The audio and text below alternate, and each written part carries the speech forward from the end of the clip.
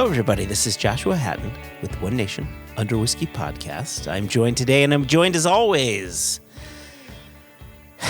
by my good friend, my business partner, the lovely, the wonderful, the very sweet and endearing Jason Johnston Yellen. Jason Neil Johnston Yellen.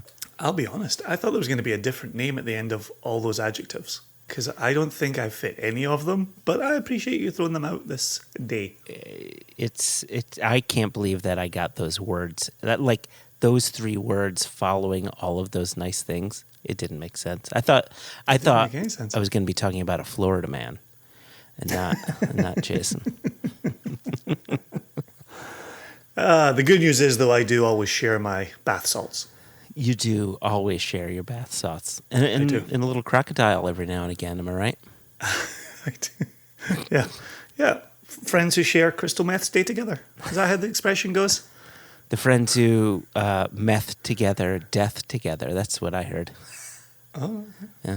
That would work. Well, welcome back. Welcome back from the southern world. As far as America goes, you went down there. I did. I went down there, down to I think the kids call it the Florida Panhandle. I was hoping you were going to say Florida Panhandle. Mm-hmm. Yep. Haida and I took the kids, packed them into a plane. We double masked, by the way, on the plane, and flew down to Florida to spend a little time with Mickey Mouse. Was Mickey Mouse masked? Mickey Mouse was he was literally masked, like a gimp mask. Like leather with zippers? You know that, when you see Mickey Mouse at I almost said at McDonald's. When you see Mickey Mouse at Disney World or Disneyland, that's a person in a costume wearing a big mask. That's not really Mickey Mouse, right? Right. Do you want to tell all of our kids about Santa? You want to all our 8-year-old listeners? You want to talk about the Tooth Fairy? What's this about, Joshua? Yeah, what up? You've come back from Florida seeking truth. Is that it? Truth. You're now yes. You are taking on the responsibility of unmasking Mickey Mouse. Literally unmasking Mickey Mouse. Literally unmasking Mickey Mouse. I was thrown out. Let me tell you something. I want to get really serious here, because I'm sure of it. Yeah. A few months back, and by a few months back, I mean sometime mid last year, mid 2020, we purchased tickets to go down to Mexico for April, with the hopes that, come April 2021, the whole pandemic would be behind us, et cetera, et cetera. And it was so flawlessly handled that I could see why that was your thinking. I mean, right. This is going to be gone by, I think Easter was an original date. So. It'll be like a miracle one day. It'll just be gone, And it's 15 people. We just hit 3 million globally. Anyway, so we booked this trip to Mexico, and then sometime around January-ish time, the CDC basically said, Americans, stop going to Mexico. Mm-hmm. Enough. So okay, all right, well, we'll cancel it. But we still had the week. We wanted to do something with the week. And so we looked at, cost for plane tickets and all this stuff. Long story short, we were able to purchase our tickets and purchase the hotel, everything all on points. It was beautiful. But we were nervous about traveling down south because of the whole COVID thing. And so we double masked in the airport. By the way, going to airports is wild these days. I'm going to have to reintroduce myself to them at some point in the future. Mostly it's just the announcements of, hey, everybody, the mask goes over your nose as well, not just your mouth. You hear that everywhere, and that was really nice. And, we had heard from friends that Disney had it locked up, as far as COVID protocols go. And we got there, and it was something. So the capacity was down to 35%. And you hear announcement after announcement, the whole thing about the masks. It goes over your mouth, it goes over your nose. And if you're caught not wearing a mask properly, you will be asked to leave. It's a one strike and you're out kind of thing. hand sanitizer everywhere. Like we really felt safe. And leading up to it, we were nervous to tell anybody that we're going because it seemed so incredibly irresponsible to be going to this place where there would be, tens of thousands of people. But it was great. People across Europe are loving this story. Right? And we came back, and we all got the rapid COVID test, and we all came back negative. So there you go. So this leads me to an explanation. I'm looking for an explanation. Oh, all right. A couple of weeks ago, I took a little bit of vacation time. Last week, you took a bit of vacation time, and we tried to make sure that the podcasts wouldn't have to take any vacation time. Correct. And so we set up an extra to go live while you were on vacay. Mm-hmm, mm-hmm. And it seems like it didn't entirely work out because we can't have nice things during vacation time. No. And so you had to put in a little extra work while you were on vacation. Mm-hmm, mm-hmm. Because what happened? And let me just be clear before we put you over the barrel and show you the 50 states, yep. including those down there. Yeah. The problem has been fixed. If anybody has not listened to the last episode of Extra, they can revisit it, they can download it, they can listen to the whole thing. But we did hear from Jess, we did hear from Balancer, Anthony Rivera, we did hear from the good Tim Mushaw, mm-hmm. and some other people that it kind of gone a little bit wrong. So what happened to the original episode of Extra that you posted?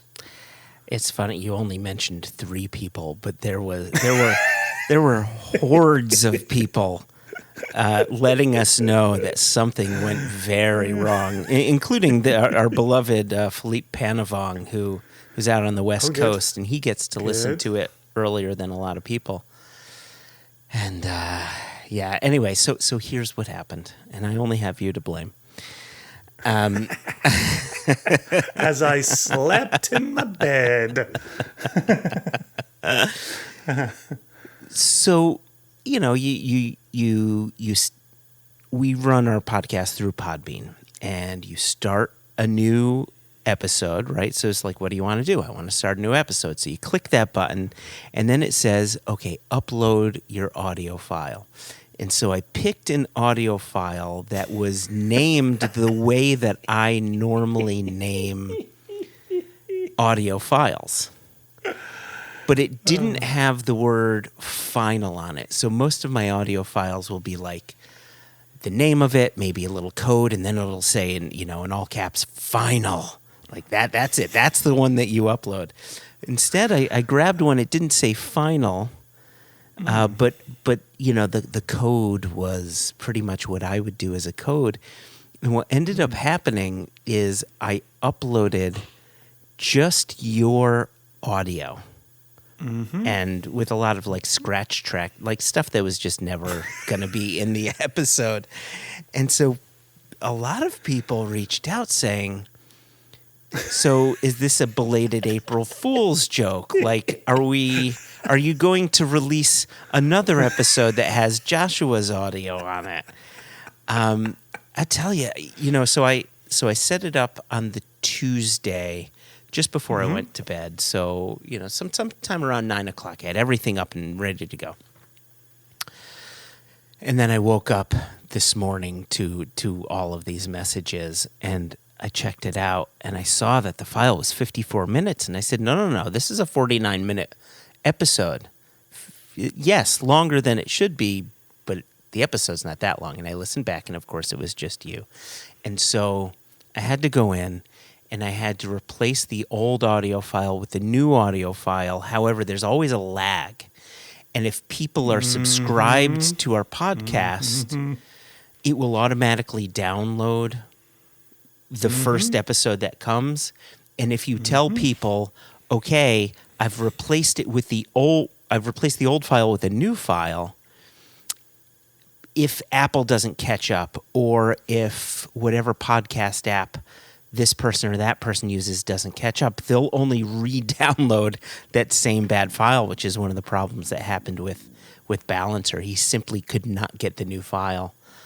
So he had, I think he had his wife download it on her phone. Anyway, I found the error. I created a new one called, and this is what I want our listeners to focus on if you didn't have a chance to listen to the last Extra episode. It will say Extra Season 2, Episode 7, Version 2.0, V2.0.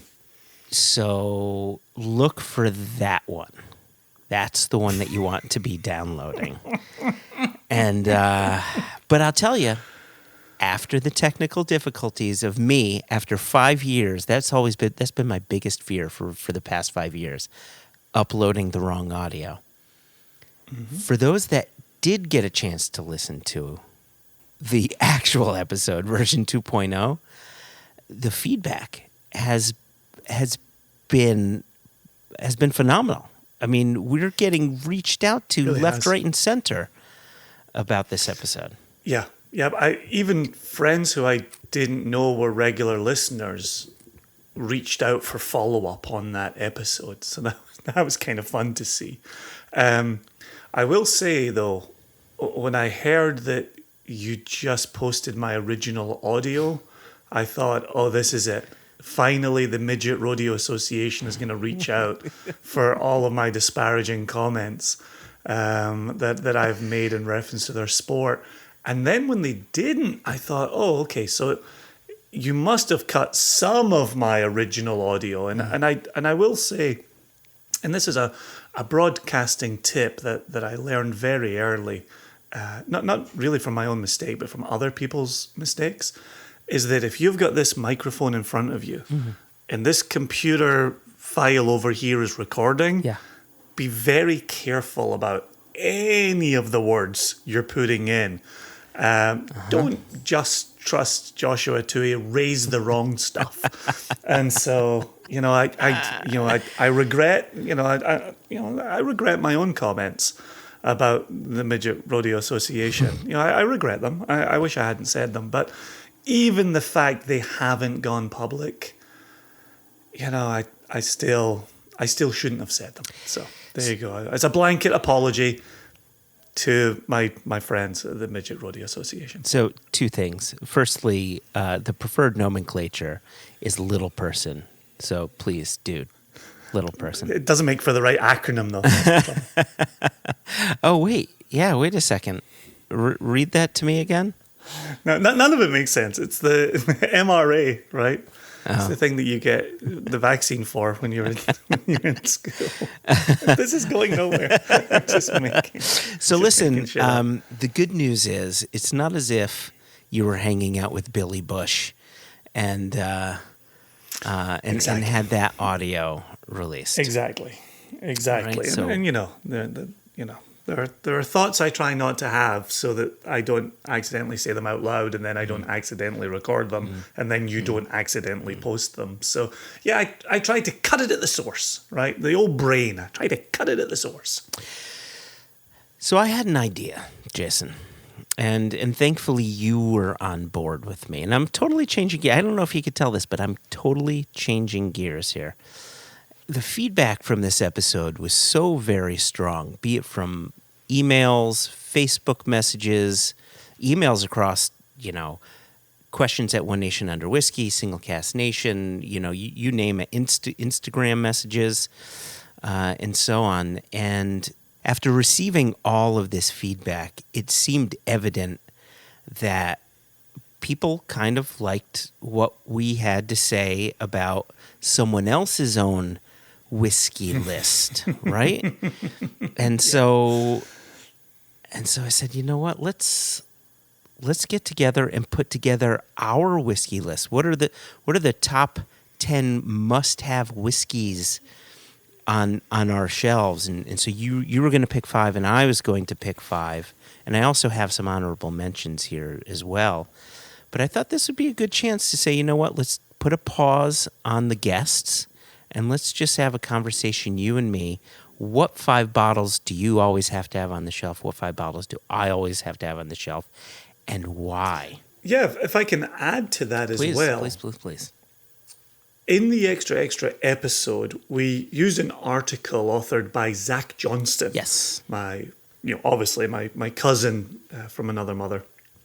And so we used Zach Johnston's article, and his article, I think, was bottles $150 to $200. Correct. And so some of the people that reached out to me, two things here. Number one, I don't think we said anything about the selections necessarily that were offered up by Zach. It was always a case of, I could see why he would do that one. Oh, that's interesting that he picked that one. I think he picked the Oban 18, and you and I had said, well, I might have gone with the Oban 14. I did speak with somebody last week who had said, no, I'm an Oban 18 guy, and actually I do prefer it to the 14. And so it's nice, right? These articles are great because it's just opinions, right? It's just a chance to have a whiskey conversation.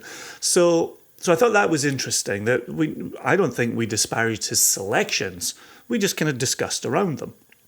But then further to that is, I don't go reaching for $175 to $200 bottles of whiskey. And one of the things that when we had this idea for the podcast and started looking and started thinking about my own list is, I've really got a wheelhouse between about $35 and $90, where if you're a distiller, if you're producing the OB, or you're putting out the official bottling, you've got my attention, right? I'm quite happy to move within that range and pick up your bottle and try it, maybe add it to the collection, what have you. Once we go over about $100, $110, I'm buying single casks at natural cask strength from independent bottlers. 100%. And in trying to piece together how we would do this podcast, so it got me thinking as I was putting together my list for this episode, it was a part I'd never really thought about, was, that's how I'm spending my money. That's interesting.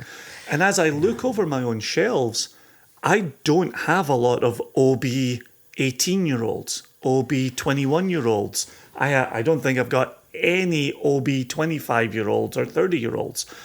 But as I look around, I've got independently bottled 25-year-olds, 20-year-olds, 26-year-olds, 23-year-olds, and then 18 and down from there. And so in you and I agreeing to kind of put some constraints on how we're going to build our list here, we did go with OB. We did go with official bottlings. We didn't put a price limit on this. And so I'm kind of curious to see how your shopping aligns compared to my shopping. And so we've got OBs instead of IBs. We don't have a price restriction. We don't have ages. It's not what are your top 10 bottles that are 18 years old. No, it's just bottles OB, official bottlings that should be on your shelf. Something that if this bottle isn't on your shelf, then your whiskey shelf is incomplete. And just to add on about the parameters, while we don't have to specify an age statement. We don't even have to specify that it's Scotch whiskey. It doesn't even have to be single malt. It's just top whiskeys, right? Could be a blend, right? Something like that. Yep. One thing that I want to point out is I specifically avoided putting anything in my list that is from the Impex portfolio because I didn't want to show favoritism there. And I just, to be honest, Kilchoman is one of my absolute favorite distilleries, but I didn't feel comfortable putting them in there. And so these are everything I've picked is not in the Impex portfolio. Okay. Yep, understood. Let me add one more thing. It's so funny. You can tell that we're nerds because the rules are almost as important as the selections. And so here we are continuing to divulge the rules of the game before we get to the selections. But I've just got one more outlining statement. Since about last October, I've been leading corporate tastings online. And I've been doing about one a week. Sometimes I might get a couple a week, and sometimes some weeks I might not actually have any. But I'm certainly doing about 4 or 5 a month. Yeah. However that breaks down. And I pull a lot from the Impex portfolio. And so I've been pulling Oishi, and I've poured different expressions of Oishi. Brandy cask, sherry cask, Mizunara cask finish, and Sakura cask. I've been pouring Port Askeig, and I've been pouring the 110 proof. I've also poured the 8-year-old. I've been pouring Milk and Honey Classic, which is another that I personally love. I have been pouring Kilchoman, Macker Bay, Sinaig, are the two that tend to appear. And then outside of the Impex portfolio, I've been pouring Amrut. Oh, nice. I've been pouring Wild Turkey. I've actually been pouring some private barrel picks in there. Nice. Right? Yep. I've poured some Westland. I've poured some Catoctin Creek. Beautiful. And so I've had, where are we, for 6, 7 months of doing these almost weekly tastings where I haven't been trying to say, here's Glenfiddich 21. I'm trying to think of Zach's list off the top of my head, and I'm not doing it very well, but here's the Oban 18. Like, that hasn't been the goal of these corporate tastings. My goal has been to pour things that maybe haven't been on radars. And I think we said this in the extra episode, right? You don't need to tell somebody about Macallan. You have to tell somebody about distilleries that aren't Macallan. Like, that to me is my raison d'etre, within whiskey, right? I want people to leave a 90-minute tasting saying, I'm going to look for that the next time I'm in the liquor store, having never heard of it up to 90 minutes ago. That's the goal. Doesn't it feel great to introduce people to something new they've never tasted, and you see that aha moment in their eyes, like, oh, wow, I didn't expect this to taste that good or to taste like this or what have you. It's a wonderful, wonderful feeling. So a bit like your Impex disclaimer, I've tried not to simply pick 5 whiskies that I've been pouring for 7 months in my corporate tastings. Smart. So I did a bit like you, which was kind of, okay, got to go away, got to look over the shelves, got to look for a few hidden gems or things that have always been there that I reach for. That's the thing. So without further ado, one more comment. Okay. When you and I recorded that extra, we tried to make extra a tight 30 to 35 minutes. Yeah. And I think you just said a moment ago, what you did post was 54 minutes. What you had meant to post was 49 minutes. Correct. But it goes to show the way in which these conversations, these sharings of opinions, they start to run away with themselves, right? Because there are reasons that we say what we do and we pick what we pick. And so I just wanted to throw in this final line so that we could say in good conscience, without further ado, let's get to this. That leads me to my comment. It's just what, right? Doesn't lead you to your first selection? No, it doesn't. Well, because what are we telling the people? In my mind, we're telling the people what the bottles are, what our tasting notes are, and they can be simple, and why it is a staple on the shelf. Yeah. I should also add in from a moment ago. Oh, yeah? Well, then I'm going to add something on that. Every single all these corporate tastings, every single one of these corporate tastings has had one single Cask Nation pick. I meant to say that earlier. I didn't want people to think, why is Jason Jason just has a side hustle where he just pours things for corporations? Like, yeah, he does. But he also pours a single Cask Nation as part of all of that. There you go. Well, I've got nothing to add on top of that. I just want to start talking about the whiskeys. I don't know what's been let's go. So we also have nothing in our glassies. We're at least 25, 30 minutes into into this episode and we have nothing in our glass. my Did I just flash that past the camera? I didn't really see it. Okay. So as we outlined the rules of the game, I realized that my first selection, it plays on something that you had said over text, but we haven't said so far in this episode, is if you were to pick an independently bottled something or other, just make sure that it's one of the always available selections. Correct. It's not, Correct. a unique single cask that, only went to the Belgian market, right? For argument's sake, which I do have one of those just over there that I've not opened that I would love to. So I have actually selected, and it's one of those funny things. I think when you do really well with a brand and it becomes ubiquitous, to not think of it as an OB becomes really quite difficult. And so I picked this bottle off my shelf without even thinking about it as an OB, a representative of an OB. There's no distillery attached to this. Can we just really quickly, just in case there are any listeners out there, we've said OB, and we did explicitly say what OB is. Can you just really quickly, for the listeners that may be kind of new to this, the differences between OB and IB? OB, own bottling or official bottling, as put out by a distillery or as put out by the corporation that owns a stable of distilleries. So the Lagavulin 16 that you see on your retail shelf, the Ardbeg Corrie Vrecken that you see on your retail shelf, the Glenfiddich 12. All of those are OB, official bottlings, own bottlings. It's straight from the distillery. It's in the company livery. It's out and about. Then the IB, the independent bottling. Those like ourselves, like your dear friends at Single Cask Nation, who source casks, who then bottle in Single Cask Nation livery. And I've been saying this as part of my tastings. By law, the independent bottler name must be in a larger font than the distillery name. There cannot be confusion there.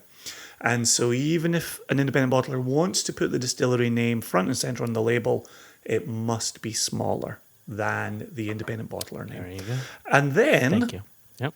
and our good friends at Compass Box do this, and our good friends at Douglas Lang do this, and our good friends at, I guess, Weems do this, where they themselves have standard offerings that you will see on a shelf. You will see Epicurean. You will see... Spice King from Weems, right? Yeah. Right. Yeah. Or you'll see the Great King Street line from Compass Box, which is a couple of different blends that they've got going on there. So these are regularly available products. And that leads me perfectly to thinking about those almost as an OB because they are so ubiquitous. Is my first bottling here is Great King Street Glasgow Blend by Compass Box. There you go. So why do you pick it? What are your what draws you to this whiskey? What about it makes it something that needs to be on the shelf? Yeah. This is very easy to share because I've been sharing this since last October.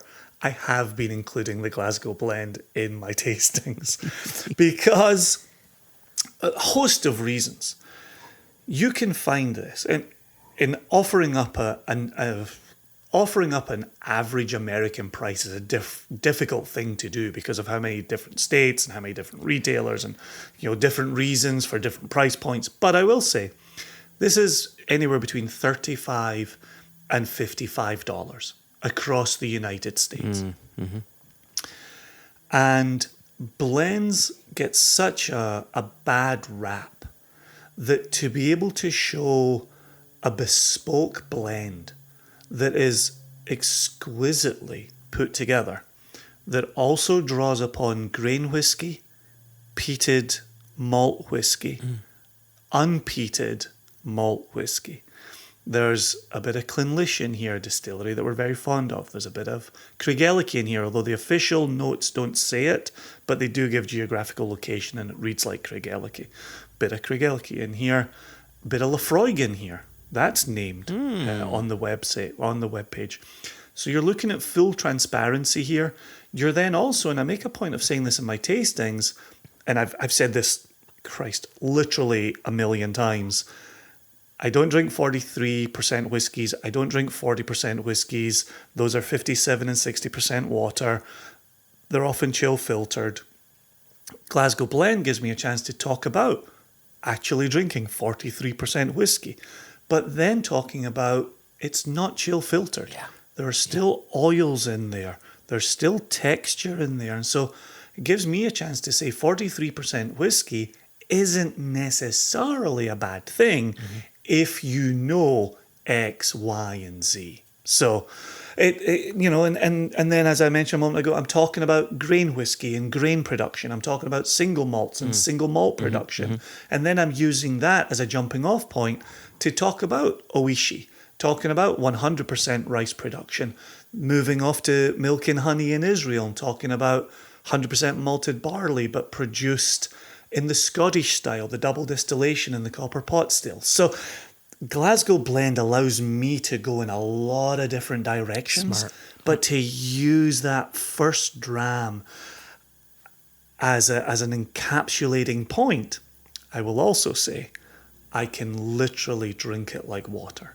And it's very dangerous. Now, and I feel like I've brought this up in other places in One Nation Under Whiskey, but as soon as you say to me, pick 5 whiskies that you think should be on every shelf, boom, that's a no-brainer. That comes to mind immediately. Yep.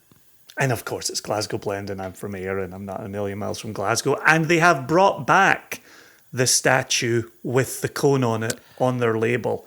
It used to be on there, and then it went away, and now they've just brought it back again. You know, I was just going to ask you about that because I loved that.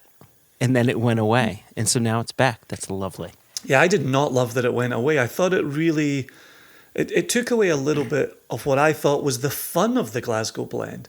It also, and I was just reading this the other day, the Glasgow Blend John Glaser got his inspiration from the book Whiskey by Aeneas MacDonald, which is a book that I recommend to endless numbers of people, which was published in the 1930s.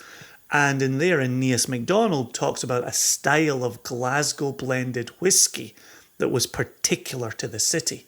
That was the jumping off point for John Glaser. So, holy moly, like there's so many reasons to be drinking this whiskey.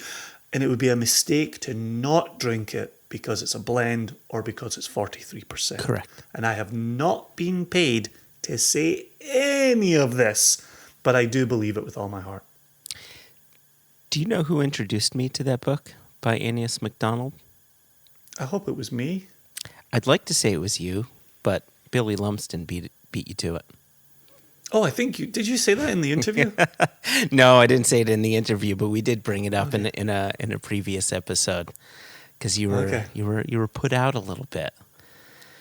That Bill Lumsden beat you to the punch by gifting me that book. Well, I know for a fact that I sent you a copy of the book. You did. As well. I've got 2 copies. It reads doubly good.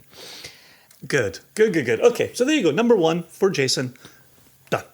So number 2, I'm actually going to show you my bottle for my whiskey number 1. Holy macaroni. What the heck? What? So that doesn't make any sense. It doesn't make any sense. It doesn't make any sense whatsoever. So can you describe to our listeners what you see? Very easily, it looks like a glass pepper mill. It does look like... Here, do you need any pepper on your salt? Always.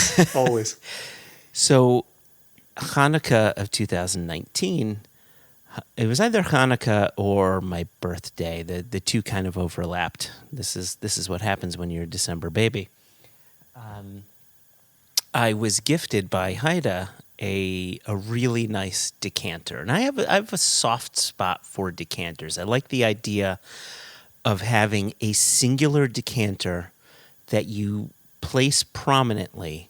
That is something you always go for. If you have company over, break out the decanter because that's the whiskey we're all going to enjoy together. And you would say with a decanter, it's a whiskey you want to be moving through quickly. And that's what I was just going to say, right? Yeah. It's something Good, you're just gonna fill it and you're gonna empty it. You're gonna fill it, you're gonna empty it. And so I said, "Oh, I know exactly the whiskey I'm going to have in it, and man, I can't wait until next spring, next summer when we have people over and we'll be sharing this whiskey." Well, all of a sudden, COVID hit. And there weren't get-togethers, and there simply was none of that. And so the whiskey that you see in this decanter is from the same bottle that I had filled it with back in December of last year. But to me, this is a whiskey that everyone should have on their shelf. And if they don't love it already, they need to learn to love it, because I think it's always exquisite. So this is the Lagavulin 16-year-old. This... So interesting that you picked that. Oh, my goodness. I had it in my hand and I put it back on the shelf. This was interesting. It was my gateway whiskey. I tell the story all the time, right? Indeed. And it's one of these ones that for years I was convinced of how it was made. So it's 43%. It's got a good, rich, dark color to it. Truth be told, that's caramel coloring. This has been chill filtered. But for years I didn't know that. And I would say to people, well, it's got to have some sherry cask matured whiskey in there, because you sense the richness as you're nosing it and as you're tasting it. And boy, look at the color. It's got to be sherry. It has to be some sherry influence. Nope.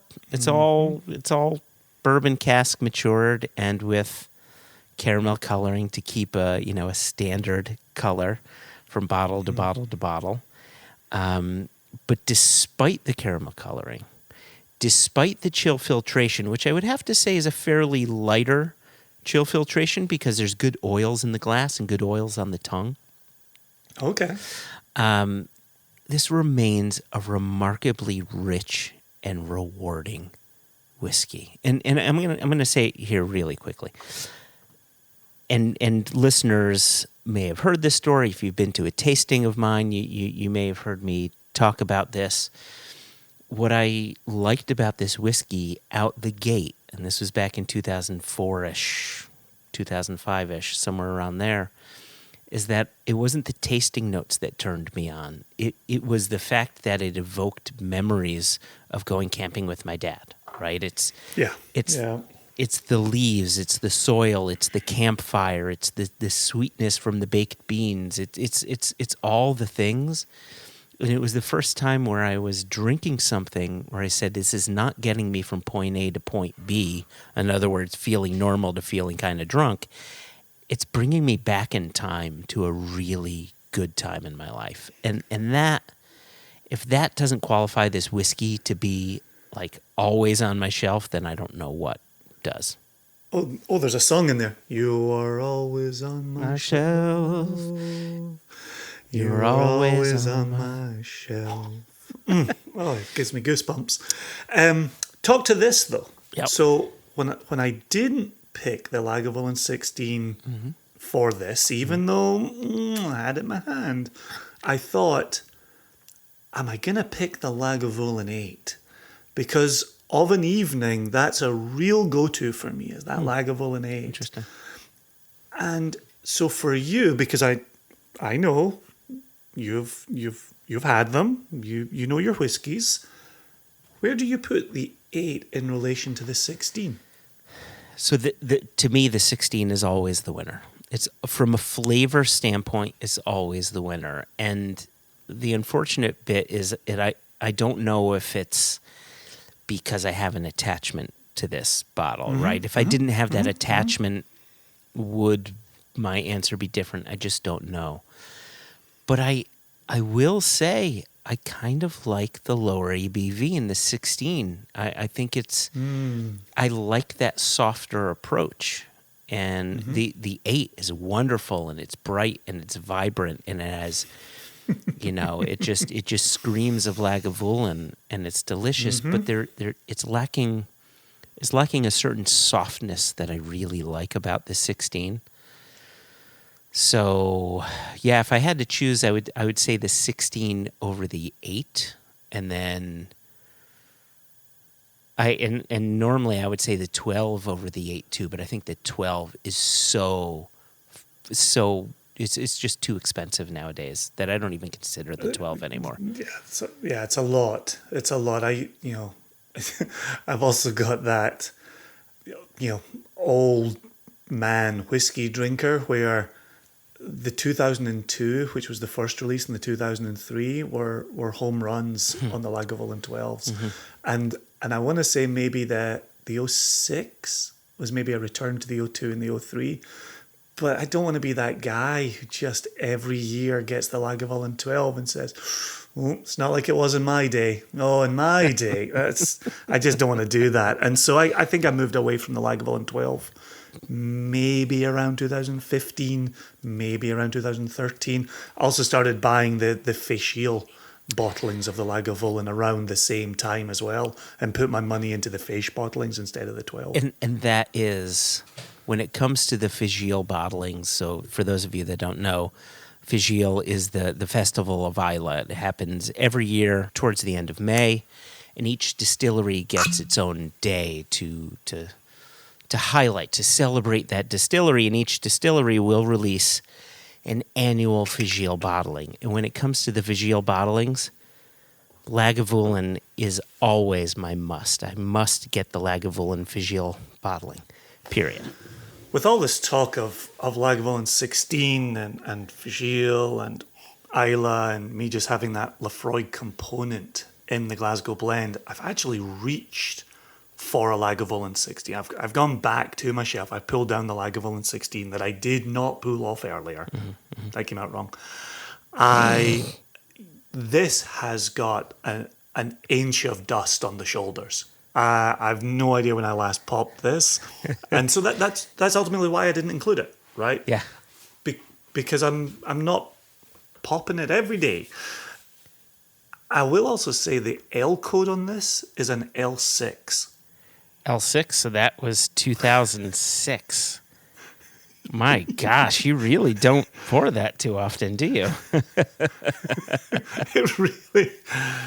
You can see why it didn't make it onto my list. So, in the interest of fairness, it is lovely though. I do talk about it all the time, and I will find when I'm pouring, the Kilchoman at the end of some of these corporate tastings, I will often compare it to a Lagavulin, a Kalila, right? To talk about different distillation techniques, to talk about different phenols in the barley and how distillation can affect that, and so on and so forth. So I do talk about Lagavulin a lot, but I really reach for the 8 way more than I reach for the 16.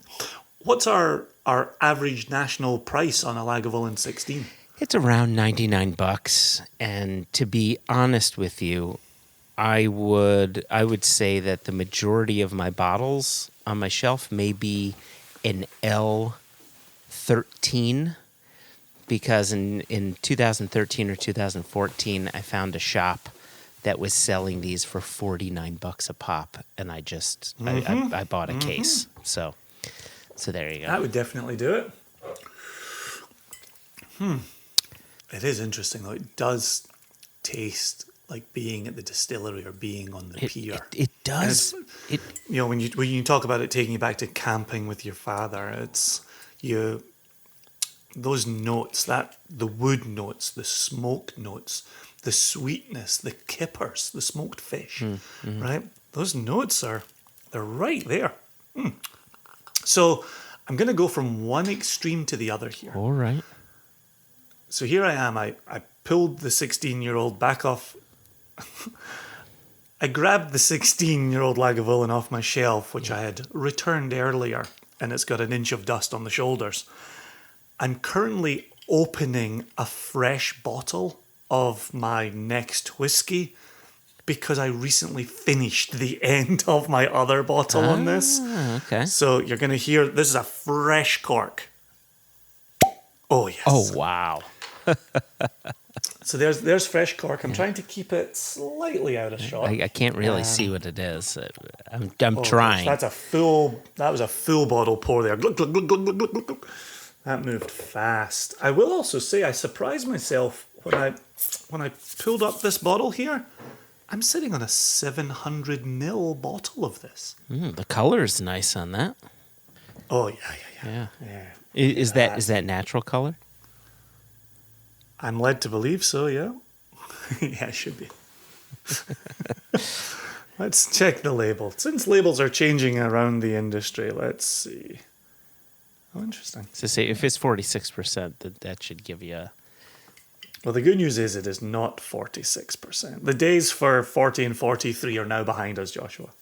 Oh, right. Keep that in mind when we go to your next whiskey. So this is easy. And I know it's another one. We've talked about this a million times on the podcast. This is an essential. Absolute essential. Everybody should have a bottle of this. There's no two ways about it. And it's that color, and it's high strength, and it's wonderfully, wonderfully oily in the glass. The fact it's a 700ml bottle suggests to me that I probably got this for a cracking price out of the UK. Price has gone north in the United States in recent years, same as the UK. Is it age stated? It's now up there. Is it age stated? There's no age statement on the bottle. If I told you the strength, you would know the exact bottle within a heartbeat. Is it a space cider? Neither I nor the distillery consider themselves a space cider. It's got to be Glenfarclas. And I'm even looking straight at the label and it says Highland Single Malt Scotch Whiskey. Yes. Predates the Speyside being a region. It was just in a time of Highland whiskey. Oh. So you know exactly which one it is. Yep, it's got to be the 105. Has to be the 105. Right? How could it not be the 105? What's interesting to me about the 105 is I don't necessarily recommend the rest of the line, but I absolutely think everybody should have the 105 on their That's shelf. interesting. Okay. So, all right. Go ahead. Just again, because it's a reduction in alcohol, right? Wow. If I can get Glenfarclas at 60% in sherry, aged somewhere around 8 to 10 years, I know that has moved up and down the spectrum. It used to be young teen, 8 to young teen, according to the venerable Michael Jackson. But I've heard in more recent years it's under 10 now, but 8 to 10. It did for a while have an age statement on the back, and it would just say aged 10 years or not less than 10 years or something like that. And that was there, and then it went away. I think they just kind of go fast and loose with the... Does it say 10 on yours? I'll tell you, this is really weird. I've got a 700ml bottle, but it's got French writing. Weird. And so how on God's green earth I would come to have a 700ml bottle of Glenfarclas 105 with French writing on it, I have no Scooby. But it says on the back, 10 ans d'âge. Wait a second. Did you just open Well, that? actually, it doesn't say 10. It says 10. Did you just... 10. I just opened it. Yeah, this is the bottle I just opened. Should I not have opened this? Have I made a mistake? That's the famous French 10-year-old Glenfarclas 105. There's only one bottle of that ever made. Is that the one that you got? I'm so glad I opened it. So glad. So glad. That makes me incredibly happy. Yeah, so it does. On the back, it says 10 years of age. Okay. So there you go. And so you just like me, have been... How do I have this bottle, Joshua? You must have gotten it on auction. I guarantee you got it on auction for a song.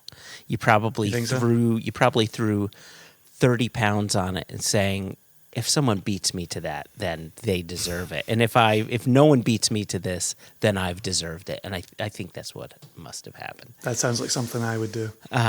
So I will say this, just before you make your point. When Carl and I, my good friend Carl England and I, were at the distillery in 2009, you could get bottles of Glenfarclas 105 in the distillery shop for under £30 a bottle. Jesus Christmas. Wow. And the thought that was only the better part of a decade ago is remarkable to me. And how much does this go for now? I think, an average national price in the United States, you might be looking at $90. Okay. It took a long time to get up to that. It really, especially this is one of the things that I love about Glenfarclas, and one of the reasons why I often suggest not just the 105, but their line in general, is that the pricing is always good. When it comes to Glens, it doesn't get much better than Glenfarclas from a pricing standpoint and a price to value standpoint. Oh, yeah. Right? It's just delicious. And that's where, and I perhaps misspoke earlier when I said I don't recommend the rest of the line. What I meant to say was there's not a particular age statement that I say go get. There's not a particular strength that I say go find. Right? For me, it's Glenfarclas 105 and then a bunch of second places. Okay. And so, yeah. And even as I'm sitting sipping on this, is it higher alcohol? Yeah, there's no doubt about it. Does it drink like 60%? No, Not in never the does. slightest. No, never does. It's like drinking syrup. It's just like golden syrup here. And honeyed. Oh, it's so delicious. And so this leads me to the question that I was going to ask earlier, because both you and I have been drinking this whiskey for as long as we can remember. It has changed over the years, right? Yours says 10 years. I've had some of the old 8-year stuff. I've had some of the NAS stuff. It's adjusted, and I wonder if, like, do you think it's always good, or do you think there was a period in time where it was just that much better? It's still good, but not as good as when it was an 8-year-old, right, or something like that? It's a good question. Thank you. I'm here all week. And I would say, tip your waitress. It's so funny because I'm going to use a word that you and I often roll our eyes at when the industry says it to us. Smooth. Proof. Starts with a C. Cunning linguist. Oh, you're so close. Okay. So close. Yep. Okay. Consistency. Yeah. Glenfarclas 105 to me is so wonderfully consistent. And if our remit for today is bottles that you recommend hands down, bottles that should be on every shelf, bottles that you should always buy when you go to the liquor store, you want that consistency. You do. You want to be able to return to the same thing. And when I say to someone, you must buy 105, if it's got peaks and troughs, I don't want them to come back and say, I got that 105. It was a bit thin. It was maybe a bit hot. Like, I'm a bit surprised you recommended that. I don't want to entertain that. I want them to go spend their money and say, that was a good recommendation. And so, sherry casks have clearly changed. Sherry casks clearly aren't what they once were. Has Glenfarclas been affected by the change in the sherry industry? Probably. Is Glenfarclas 105 consistently good? I think so. I stand by it, yes.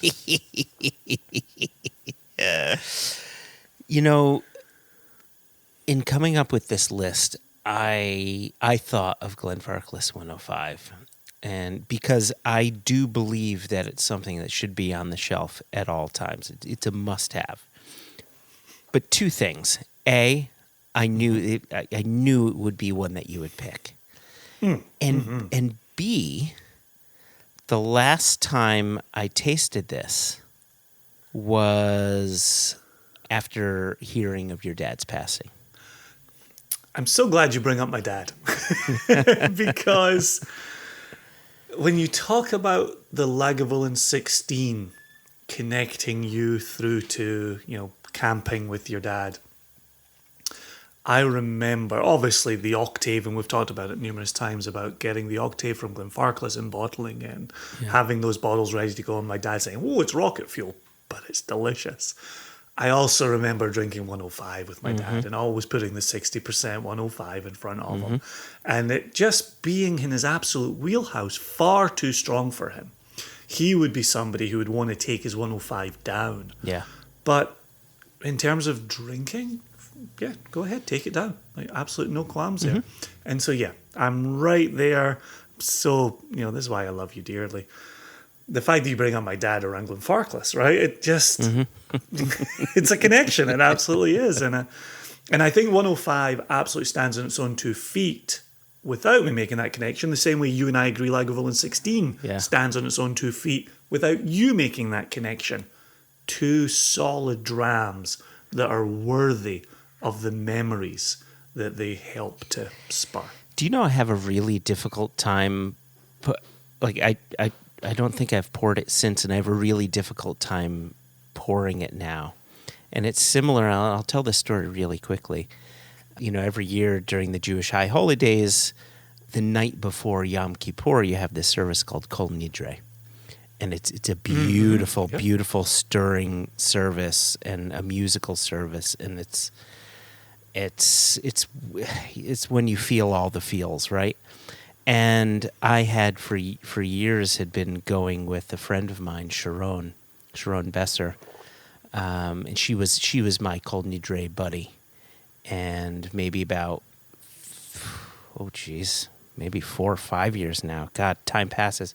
She passed away. She died of cancer, and I simply can't go to the Kol Nidre services because she's not there. Right, and not that, and so it's not as if I ever drank 105 with your dad, but I get that same feeling, right? That same thing where now all of a sudden there's a preciousness attached to it, and I'll drink it again, likely in your presence, but I just have a tough time drinking it now. Well, let me see if I can get through the next 2 minutes without crying, but I will say this. Last weekend was the Masters tournament, the golf tournament, conclusion of the Masters. I haven't really watched any golf during COVID.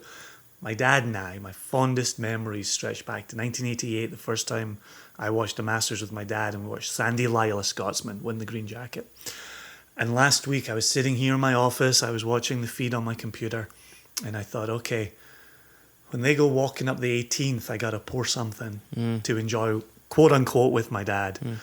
And I poured our Glenfarclas 9-year-old double cask. And so everything you're saying speaks to exactly how I think about, us and my dad and Glenfarclas. And so, yes, so I toasted the old boy last Sunday while they walked up the 18th. And it was real special. So everything you're saying, 100% resonates with my heart, and I thank you for that. I'll close on this. My dad would appreciate this. For those of you, and again, we don't get paid by any retail stores. We certainly don't play favorites with any retail stores. I've just done a wine search for Glenfarclas 105. The average price that they're reporting for the United States is $96 a bottle. Oof. A store that I know about, who I have never purchased from, but a store that I know about, the Wine and Cheese Place in St. Louis, Missouri. Yeah, sure, of course. They currently have it for $73 a bottle. Run, don't walk. That's worth pointing out. That's worth pointing out. And before this episode goes live on April 21, get a couple Jason bottles. might have already taken advantage of that. So if there are none left, just drop me an email and I'll happily sell you one for $96. No, that's not true. I was just opening their website, A, to make the purchase, and B, to see if it talks about stock, and it doesn't reference stock. Let's see if I can put 18 into my cart. I have 18 in my cart, so there's at least 3 cases of it available for $73 a bottle, and I will not be buying all 3 cases. So, no, you're going to add on another case just so you have 24 bottles. So now that we've gone ahead and given a little bit of we've shared a bargain, and that would have made old Neely happy. So after sharing a bargain on the 105, what's next in your list? So interestingly enough, and I was going to wait to pour this one, but I think now's a good time to pour this one. Interestingly enough, I also picked a Glenfarclas.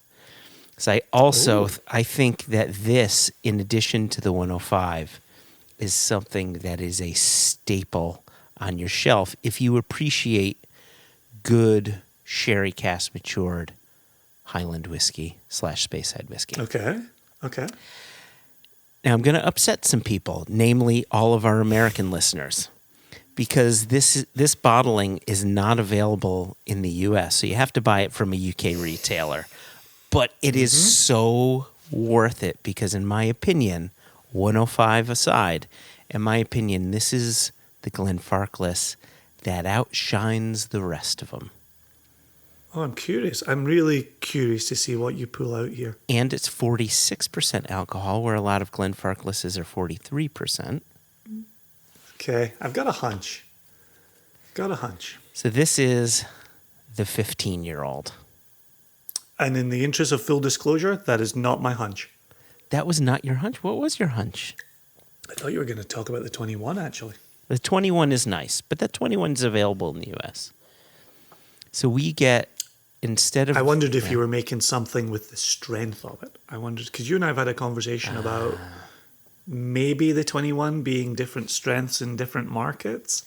Yeah, I think it's 43 in some markets, 46 in other markets, something like that. That's what I remember us discussing previously. So you got the 15, which... Yeah. The 15 is not in the US. Is the 17 still in the US? The 17 is still in the U.S., and it's a lovely whiskey.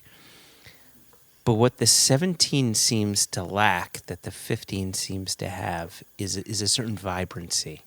So the 15 is living in this world where you can tell there's a bit of age on it, right? There's that note, whatever that note is, where you say, okay, that whiskey's been in cask for a while, right? Whatever that note is. And then that brighter vibrancy from simply being a younger whiskey, or maybe a whiskey that's in a less active cask, right? Where you have a bit more spirit forward going on. So this whiskey lives so comfortably in that world of being bright and vibrant, but also having a bit of elegance and softness to it. And isn't this funny? This is now my second whiskey where I'm talking about reaching for that softness, right? The Lagavulin 16 has a softness. The Glenfarclas has a bit of a softness to it. Yeah. Oh my gosh. Would you in some ways describe them as smooth? I would in some ways punch you in the face. I, on behalf of our dear listeners everywhere, I had to ask that question. So I took one for the dear listeners. I've received a virtual punch in the face. I tell you, I pounded my 105. It has gone. And I'm actually back at my other glass, which still has the Lagavulin 16 in it. Oh, and this is, I'm going to throw this out here, just while you're tasting over there. When you and I'm sure anybody who takes the time to listen to a whiskey podcast like this one is doing the same thing. But in meeting people, I love getting to know their palates as quickly as possible. And in putting this Lagavulin 16 next to this Glenfarclas 15 at 46%, and having you fully articulate the reasons for your selections, even though you and I have known each other for, 10, 11 years now, and we've drunk together plenty of times, and we've discussed whiskey plenty of times, and we've tasted thousands of single casks together, I still love getting an additional peek behind that curtain. Softness, right?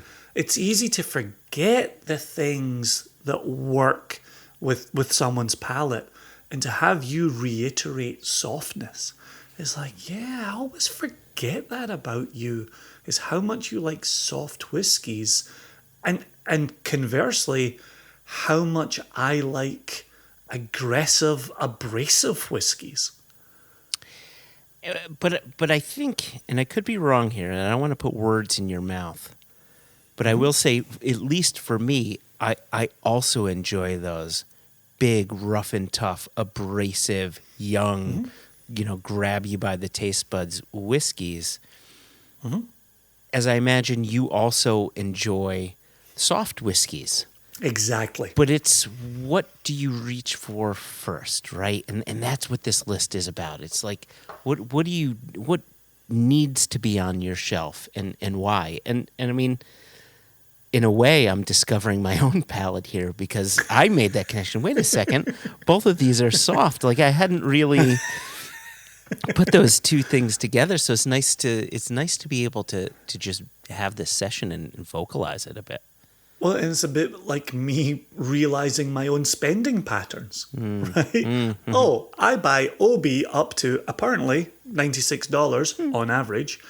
And then I move my triple digits over to independent bottlers and natural cask strength single casks, right? Whoa, I didn't realize I did that, but apparently I do.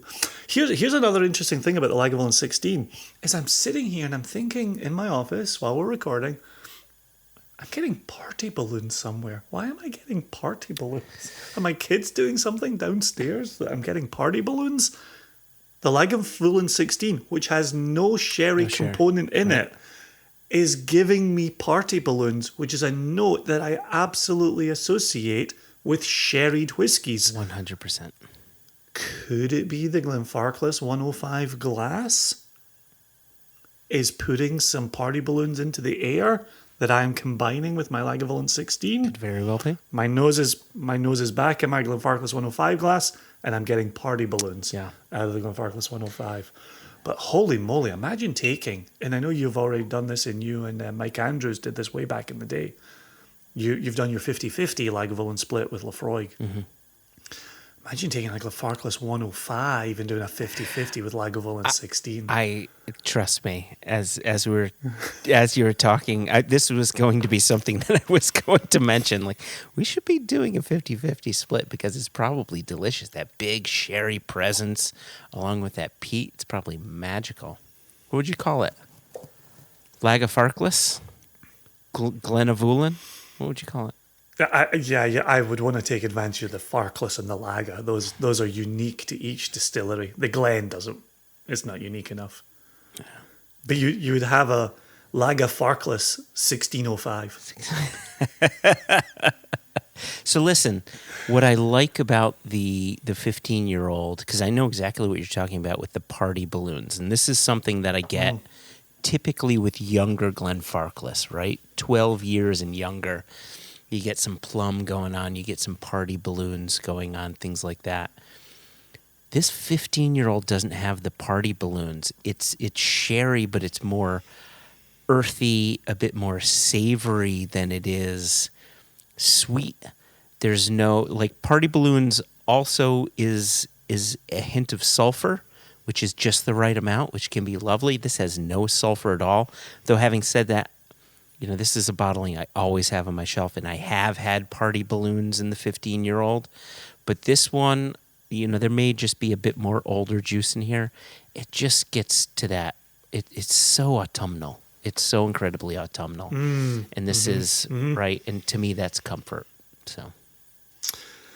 Yeah, I know that autumnal note is something you and I have discussed. Fwa fwa fwa, hashtag humble brag. You and I have discussed in the warehouse at Glenfarclas as we've been sampling casks.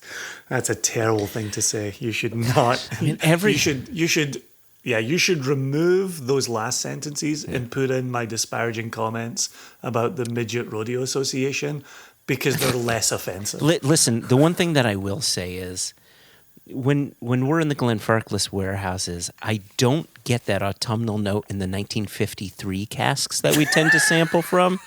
That is a completely different profile. So I don't want to just fa about the autumnal casks. I do want to point out that they do have other styles. God, we are such dicks. Like, it's so amazing. It's so amazing. God, we're such assholes. Oh, man. So what do you got? Okay, what do you got next? In moving on to my third here, I didn't think twice about including it because it absolutely meets the remit. But it was one that I thought, I wonder if we're both going to show up with the same one. Okay. And if I remember, oh my God, that cork is super loose. Oh my goodness, I forgot that I did that. So, for the benefit of our audio listeners, those not following along on video, and this is going to give away exactly what I've selected. This distillery doesn't always have the best corks. And so I opened this and it broke immediately. Wow. On the day that I opened it, I didn't open it for this recording. This was previous. But when I opened it, the cork broke. And so I had to fish it out and strain it a little bit. And then, like you and like I'm sure many, many, many of our listeners, I have got literally hundreds of whiskey corks that I can use to put in the top of bottles who have had a problem. Yep. No cork I own fits this bottle. None. And so the one that I used it was enough of a fitting, but not a tight fitting. And as I'm prone to do, and you're prone to do, and Sam Simmons is prone to do because he's the bugger we learned it from, I always invert a bottle before I pour from it, just to help those alcohols get reintegrated, right? Just to get, it's like shaking a cask before you bottle it, before you sample it or what have you. And so I just turned this bottle upside down and the liquid came out from under the slightly not perfect fitting substitute cork. And I got it on my hands and on my legs. Yeah, so you need corks that hermetically seal the liquid in the bottle. You know, interestingly, I don't do the tip thing anymore. I do a shaky, which is what I learned from David Stirk, and that's a habit that he got into. He would shake the whiskey bottle, and then he would look at the bubbles.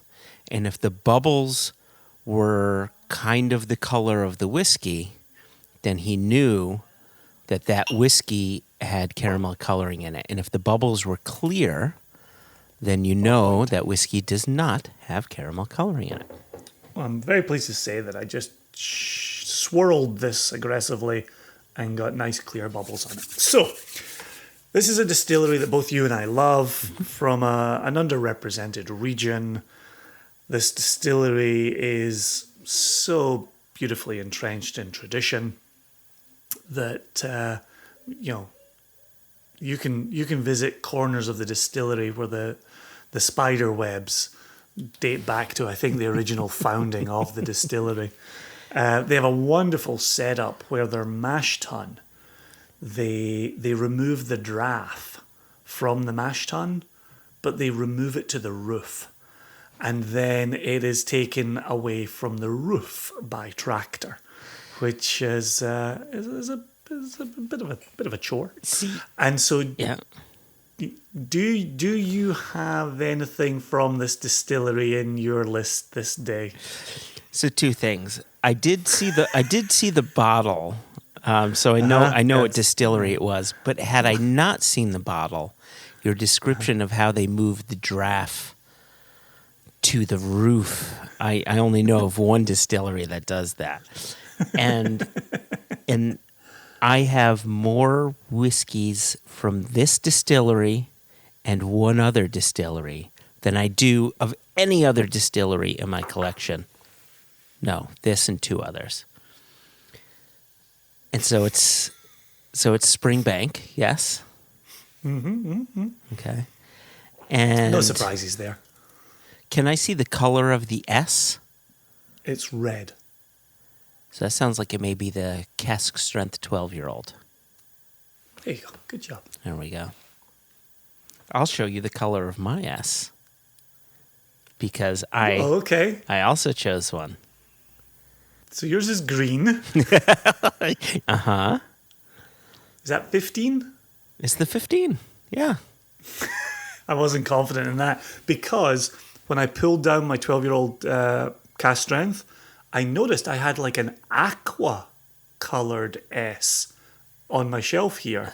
And I actually had to lift up the bottle to see what the aqua S. And when I first saw it, as you know, I'm red-green colorblind. And when I first saw it, I thought, is that the green S? Is this a 15-year-old? And I pulled it up and inspecting in better light, it was aqua. And it's a 13-year-old single cask as put out by the distillery. I have that same bottle. I may have picked it up for you in Atlanta. You may have. In fact, you definitely did. Yep. Because I was at a tower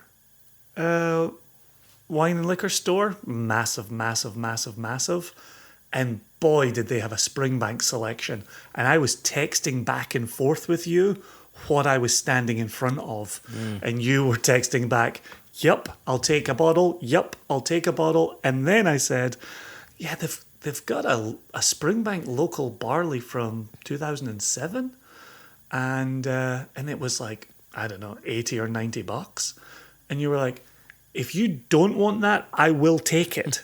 and I said, "With all due respect, Joshua, I've already taken it." But I think I did get you a 2008 local barley. You did. You got me a few Springbanks then. It was around the same price. Yeah, around the same price.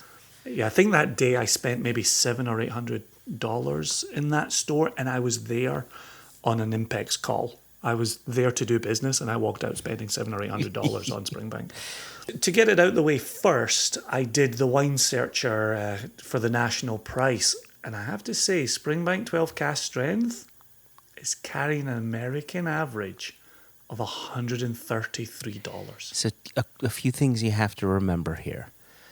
Springbank doesn't make a lot of whiskey, so we don't get a lot into the States. And any pricing that you're seeing will definitely have the 25% tariff on it.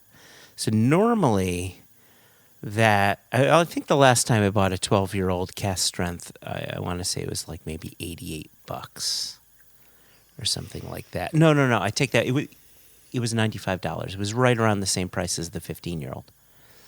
Okay. Well, even here, I'm looking at there's a place in Texas that has it for 120, place in DC that has it for 125, and then it goes north from there. So, but to get back to the remit for the episode, is Springbank 12 cask strength represents that distillery so incredibly well to my mind, and still delivers me the cask strength experience that I'm looking for. And you and I have done this of a day where we've just messaged the other and said, "Hey, you just want to catch a dram at the end of the day? What's the one thing that you and I always have available and ready to go is Springbank 12 cask strength." Always. And that's why I wondered if I would be pulling something that we each selected, because it's just so good, and it's a distillery that ought to be well represented.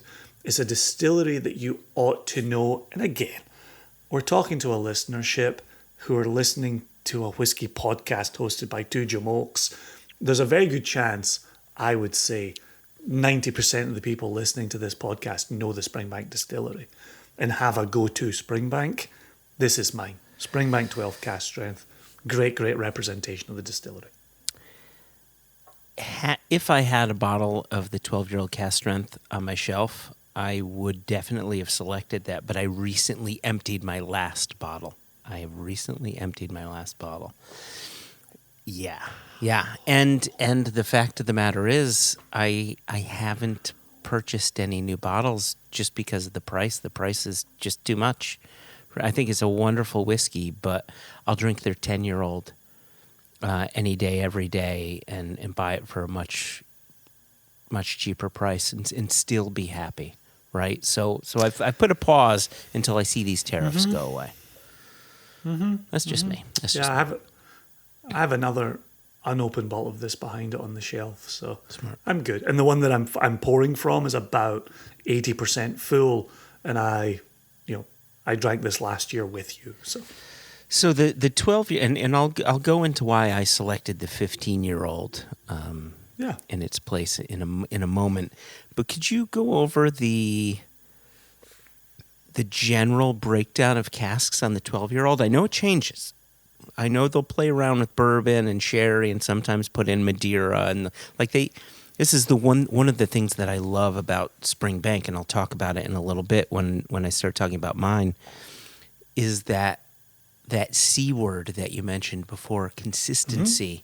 Springbank really doesn't care about consistency and never really have. Pause there for a second. Right. Because there's a difference between what you're saying with consistency and what they talk about with tradition. And so when you talk about the yeast that they use, it's the same. They're still using a dry brewer's yeast, right? The washbacks are old as sin and in some places crumbling apart, but they're not swift to replace them because that's what they've traditionally tasted like. The flavors have come from those. And so I just wanted to be clear for our listeners, on tradition, they're not looking to change a thing. No. But in terms of flavor profile, there's some movement there, some different casks involved, and some different flavors roaming around. Correct. So they'll play around with the recipe a little bit. But then also, and now granted, things may have changed. It's been a while since I've had this conversation with anyone at Springbank. But the understanding that I had was when they put out their 10-year-old, 12-year-old, 15-year-old, etc., they look at a spreadsheet and they say, okay, this next batch of the 10-year-old is going to be 30 casks. Let's select casks 1 through 30. All right, batch 2, perfect. Let's select casks 31 through 60, right? And they just get down the line because, like you had said, they stick to a very specific tradition. They have a general flavor profile. And if it changes up a little bit here and there from release to release, they're kind of okay with it. And that's one of the things that I love about them is that they don't go for that consistency. And so if I'm running low on a bottle, I'll always grab a new one to see if it's different than the previous one, or if I find an old bottling that has a bunch of dust on it, or if the label's a bit different, right? I'll always go for that because they don't have an issue. They're not trying to stay consistent. They're just trying to bottle good whiskey. And I'm okay looking for that inconsistency. I would say you can go to Ardbeg, go to Ardbeg 10 and follow the laser codes on those Ardbeg 10 bottlings. I would suggest that Ardbeg is almost as inconsistent as Springbank is, specifically with their 10-year-old, in a wonderful way because it's always different. There's always something new to find, and I like that. And this is one of the reasons why you and I likely have more IB whiskey, independently bottled whiskey, on our shelves than we do OB whiskey, because we're looking for those differences, even if it's nuance, right? We want to see the differences in whiskey and look for new flavors. Yeah. And you'll always find it with Springbank. Yeah, I'm trying to work out the way to encapsulate everything you're saying here, and it's almost... The word inconsistent doesn't encapsulate what I want it to encapsulate. And so on one hand, what I hear you saying is it's consistently inconsistent.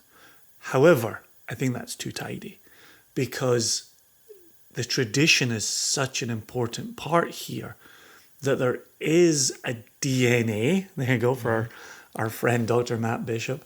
There is a DNA to Springbank that is unmistakable, even as they play around with occasional different flavors or batching or what have you. So yeah, I consistently inconsistent is too tidy, but I do like what you're saying about even if you know Springbank, there'll still be a new wrinkle to uncover. There's always something fresh to it, right?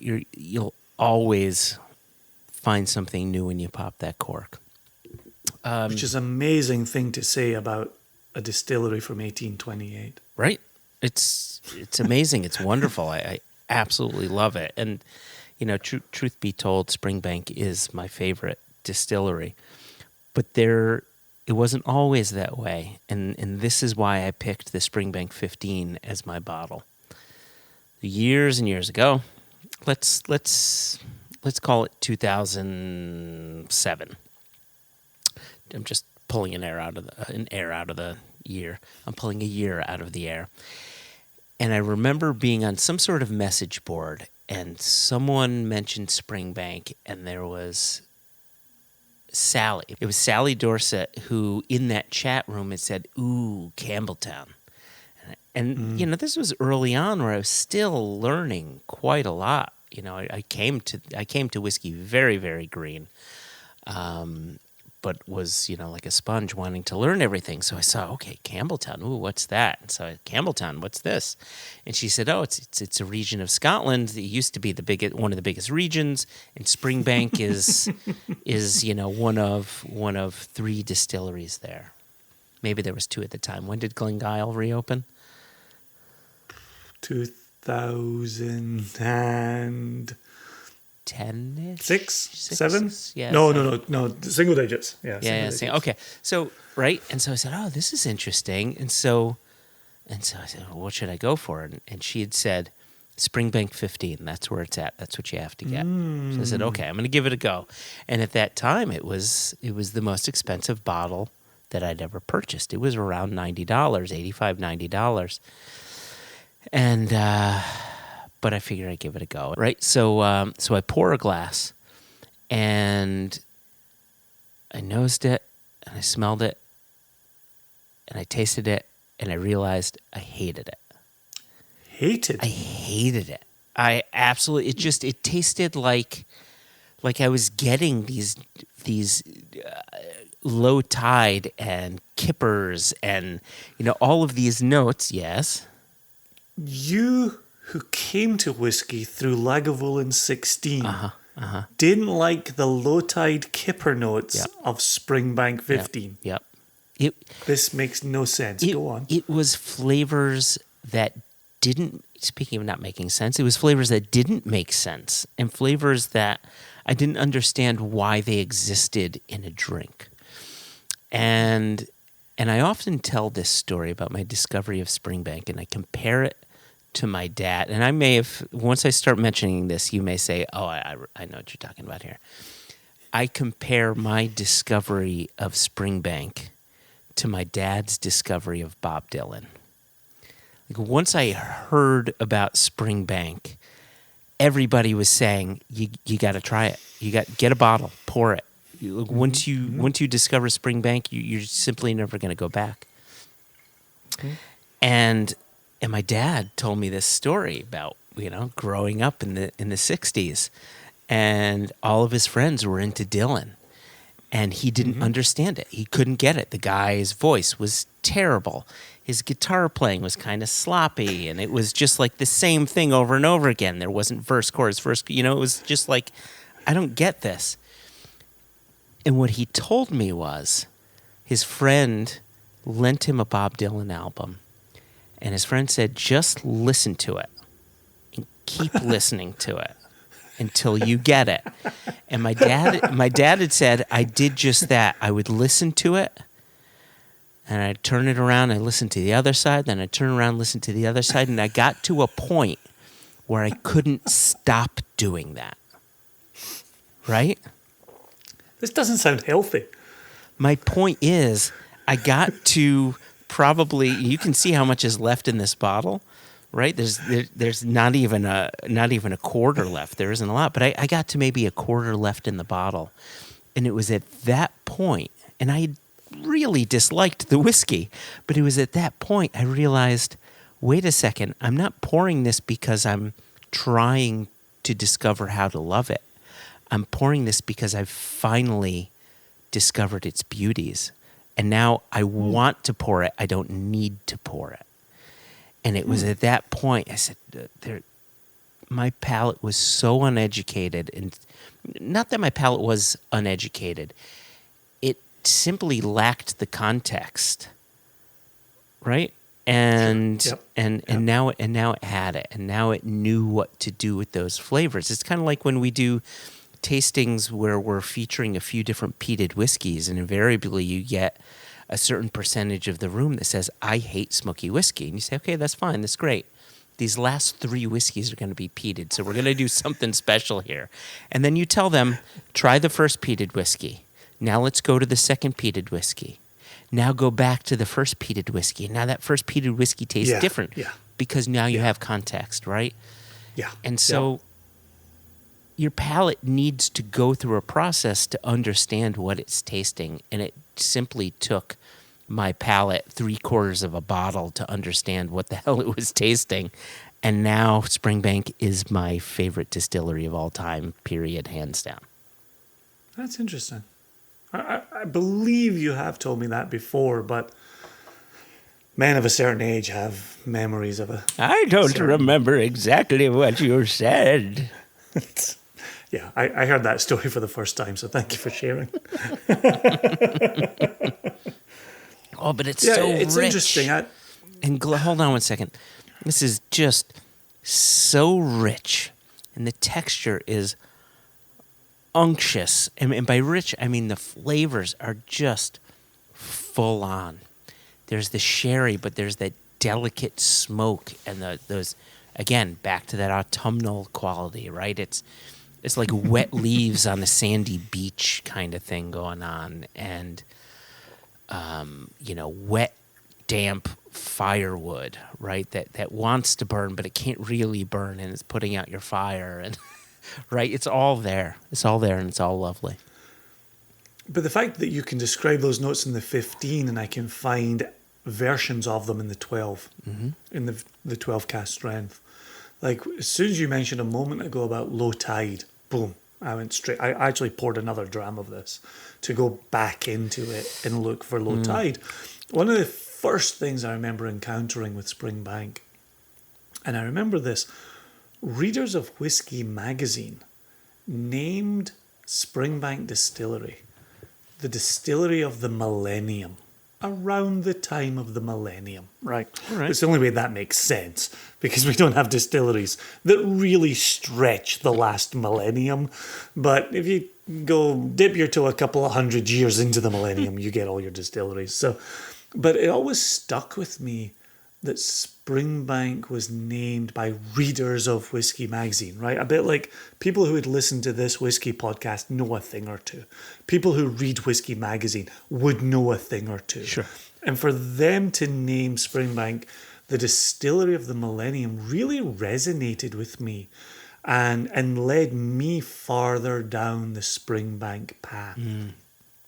And so in revisiting it here and looking for those low tide notes or that kind of exposed seaweed, I actually get a barnyardiness in the Springbank 12 that I wasn't getting on the first dram.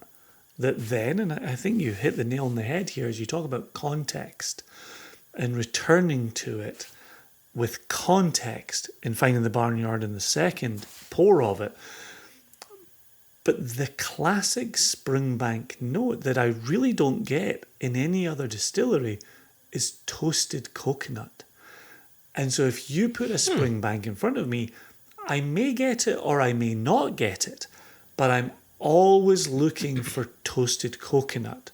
And another aspect that I often get is silage, which for me, growing up in growing up in the country in the southwest of Scotland, silage is the grass that the farmer cuts, which he then stores away for winter for the cows, and oftentimes in Scotland for dairy cows. Yeah. And I grew up next to a couple of dairy farms, and anytime you exposed the silage, which would just be stored in a pile under plastic with car tires over the top of it, all in place. Yeah. But if you could expose some silage, you would get that almost fermenting grass quality. So the opposite of fresh cut grass, you would get fermenting, steaming grass quality. And sometimes in Springbank, that's the grass quality that I get in it. So to get barnyard and to go exploring and to not necessarily get toasted coconut, but to know that that's a classic note, and for Michael Jackson, toasted coconut was a classic note in Springbank. For me, it's agriculture of some description. I'm so glad that you said that note. Jason, this is an absolute revelation to me. Because there's always a note in here that I would say it's sort of this musty, like heavy, damp note to it that I could never pin, but I would just call it Springbankiness. Like no other distillery had it. It's just you find it in Springbank, period. You may find it in some Glengyles, right, and some Kilkerrans, but I find it here. And now, as soon as you mention what that is, I now know what that note is. I never knew what that note is. Well, and I think it's tough because sometimes you want to say it's like hay, but it's not hay. It's straw, but it's not straw. It's bedding straw in a rabbit's cage, or it's right. There's always a wrinkle to it. And when you find out what silage is, I think it resonates, and I think it makes the most sense. It's remarkable. Yeah. So okay. So how much? So you told us what the 12-year-old cask strength goes for. The 15-year-old Springbank. Tappity tap tap tap.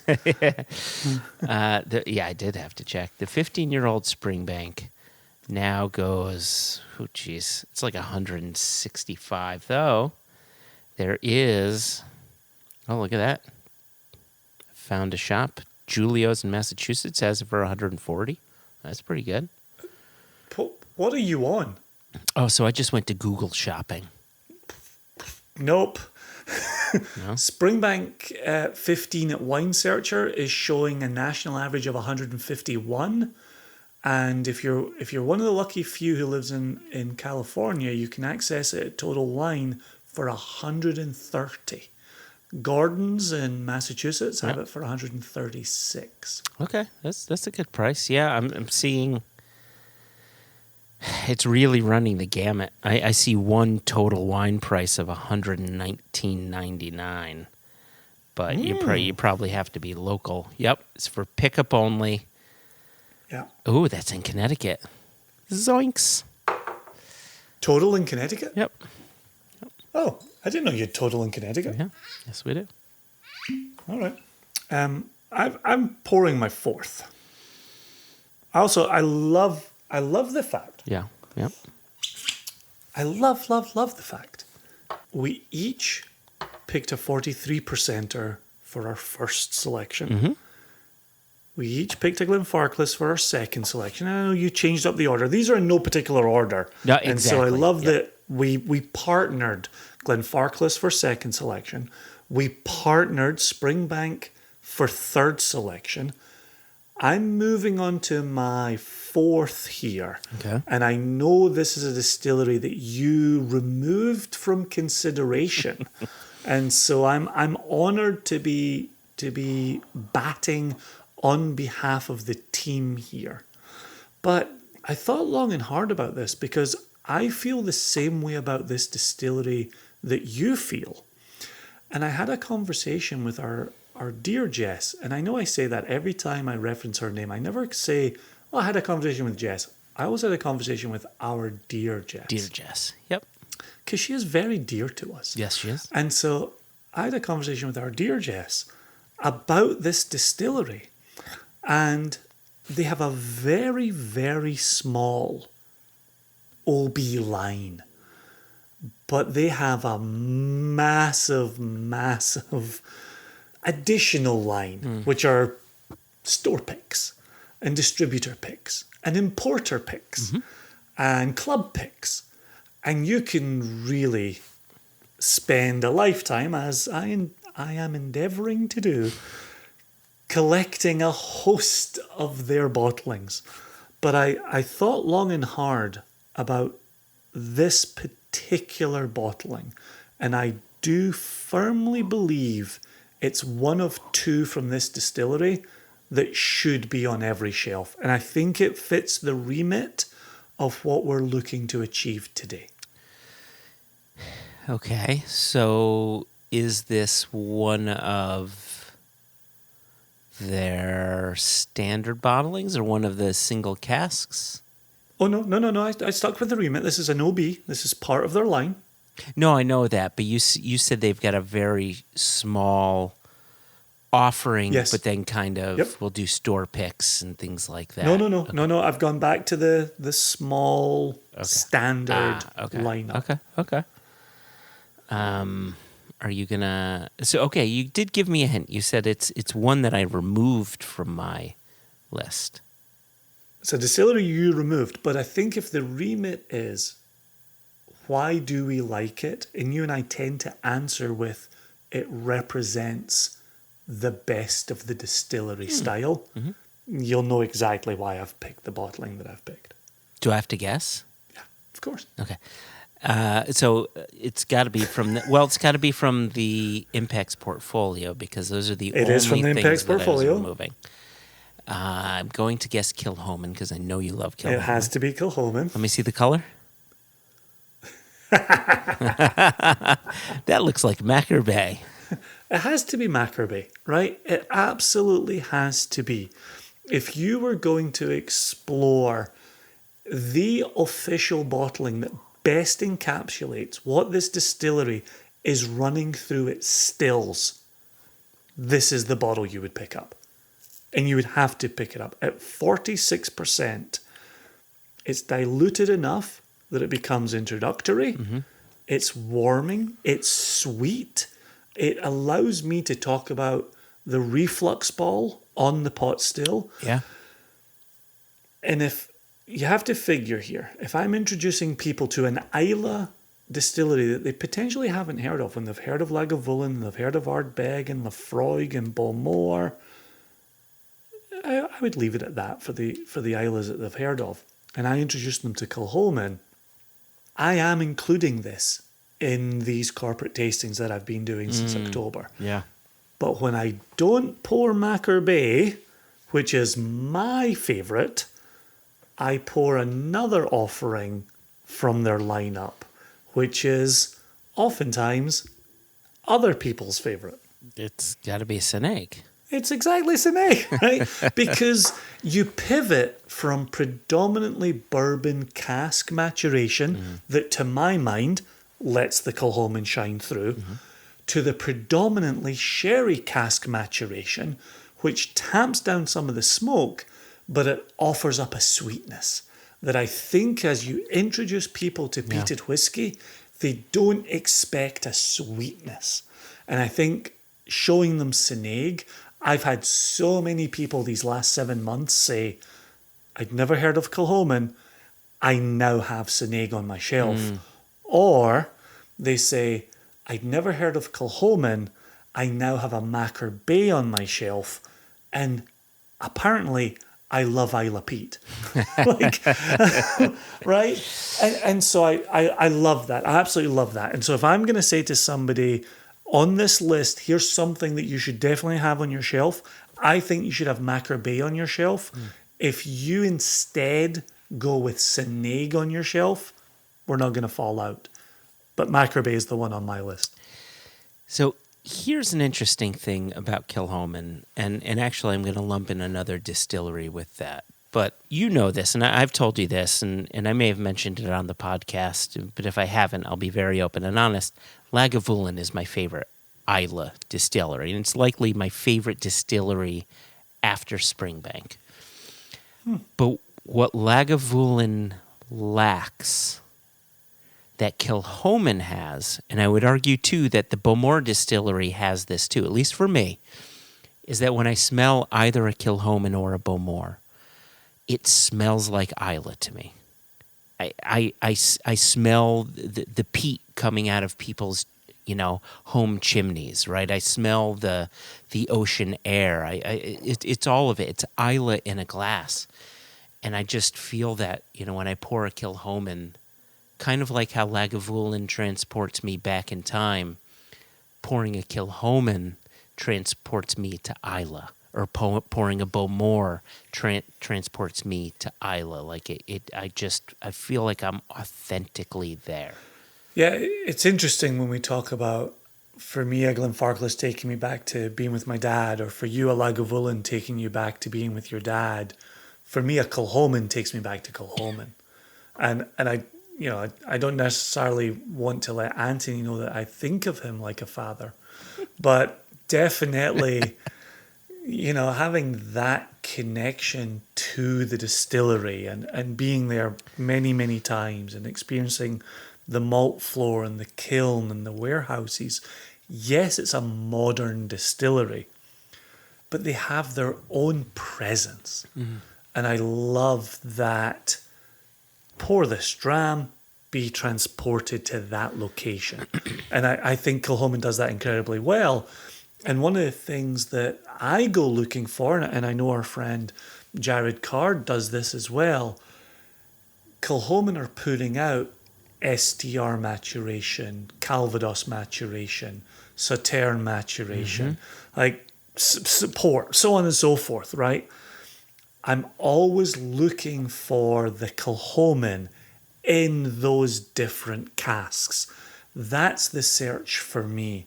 And sometimes I find it and sometimes I don't. And the ones that I like less are the ones where I don't. And the ones that I like most are the ones where I do. And so 2016 Sauterne release has Kilchoman in there, amplified, benefited by the Sauterne. That's what I love. And so to strip all that away and to go back to Kilchoman, I'm going to argue for Mackerby. I'm going to implore people, even if you love the Seneig, I still want you to put Mackerby on your shelf so that of an evening, when you want a Seneig with a sherry component, you pour it next to a Mackerby and you don't forget about the Kilchoman that is in that release. Isn't it so interesting? You know, when you and I suggest whiskeys, kind of like what we're doing here, right? We're talking about the whiskeys you must have on your shelf. But quite often we talk about a whiskey matured in bourbon because it lets the spirit character shine through. However, we both picked a Glenfarclas, and Glenfarclas is predominantly sherry cask matured. But interestingly enough, I would argue that sherry cask maturation is integral to Glenfarclas's spirit character and their distillery. Again, nod to Dr. Matt Bishop here. It's integral to their DNA, right? It's kind of like Macallan. You know, we've all had our Macallans, but then when you taste one in bourbon, it doesn't taste like the Macallans that you've known about and you've enjoyed in the past. Correct. And I always found that kind of interesting. Like somehow the Glenfarclases and Macallans and Tam Dews and Aberlours of the world get a pass because they predominantly do sherry. Glendronach, right, gets a pass because it does predominantly sherry. Yeah. And I think you and I have talked about it plenty of times where that Isla Peat, I really want access to it. And does Isla Peat do well in sherry? Absolutely. And have we enjoyed it? Absolutely. But there's just a part of me, I just want to get exposure to that Isla Peat. And the bourbon allows me that type of exposure. I'll make this final comment on pricing, then we'll throw it back over to you. We're looking at 45 to 65 a bottle in the range here. If you find it at 45, you've got a stonking deal in your hands. Make sure you pick it up. If you find it at 65, still well worth it. Do not run in the opposite direction. And that's my Mackerby. And as you know, my shelf just behind me here over my shoulder is a lot of Kilchoman on that. And I reach for Kilchoman on a daily basis. It's your favorite distillery. I'm not trying to say right? It has become. It has become my favorite distillery. Yeah. Okay, man. Number 4 for you. I'm curious. Number 4 for me. We're moving away from peat. We're up in the Speyside region of Scotland. This is a single malt owned by a larger corporation, and it is the base for the Dewar's blend. Aberfeldy? And it is not Aberfeldy. Craigellachie. It is Craigellachie. And it's specifically the 13-year-old. Oh, interesting. Right? So with 13 years of age, what you and I discovered about Craigellachie is that up until 10, 11, 12-ish, maybe even 13 years of age, regardless of the age, 13 years and younger, there tends to be this phenolic component, this really heavy presence that if you were to taste it blind, you might even think that it's peated, right? You might even think it's a lechig or something like that. But at around 13 years of age, that phenolic character goes away and starts presenting fruitier characteristics. And so kind of like... Absolutely. Right? Kind of like this, the Glenfarclas 15, right? Where I talk about it still having some of that younger vibrancy, but then some older qualities to it. I think this Krgeliki lives comfortably in both these worlds where you have a little bit of the phenols coming through, but now some good fruit is coming through, like apples and quince and even like a bit of a reduced strawberry going on there, right? We discussed this with Stephanie McLeod, we right? did, yes. Love discovering strawberry notes in Krgeliki. Love it. Absolutely love it. Since that conversation, that's what I look for now in Krgeliki. I feel like, where's that strawberry note? But we talk about this a lot, right? And we're year 5. We still haven't had our worm tub episode. We will have that worm tub episode eventually. But this is right. This is one of 16, 17 distilleries now that use worm tubs. So you get this heavier style of spirit, right? So it's always got a good weighty presence and a meatiness and overall like meaty is sort of a bad term because you think, okay, this is going to taste like roast pork or something, or like, a brisket. No, that's not what I mean. I mean like there's this heavy, chewy kind of quality to it. It's funny that you say that about the meatiness even being being interpreted as a bad note. In talking a moment ago about the Seneig, I'll often get people intrigued by talking about smoked meat. And I think, and you and I have had this with certain sherry matured lechigs, you almost get a smoked barbecue note out of it. And it's so interesting to me that the American palate, writ large, an expression we both love, loves smoked meat, but doesn't, writ large, love smoked whiskies. Yeah. And I'm always trying to bridge that gap. And so in talking about Seneig and smoked meats, but for you and I, talking about the Krgeliki that we bottled that had a particular umami quality to it, we talked about chicken noodle soup, or we talked about ramen, in a chicken broth. And we talked about those. And so I only encountered people for whom meaty notes in whiskey were very attractive and very appealing and would really draw them into it and connect their dining experience to their drinking or tasting experience. Yeah, often though when I think of meat, when I use the term meaty, like I'll often use that term when talking about Krgeliki or Old Pulteney or sometimes Glen Elgin or something like that. And it's more a texture thing. It's this weightiness to it. So it's not a flavor note, but it's this heavy, chewy weightiness that I associate with meat, right? When I used to eat meat, you cut into a steak and there's a chewy, heavy there's a chewy texture to it, but there's also a heaviness and flavor. So what's my 4-letter word for that? 4-letter word. Let's do a little Oni or Hangman. Give me a letter that you think could be in this 4-letter word. H. Yep. Oh, heft. It's got heft. There you it's got go. Heft. That's exactly my use of heft. Yeah. Yep. Yeah. So and if you talk about Springbank having heft, yep, check. If you talk about Krgeliki having heft, yep, check. Yep.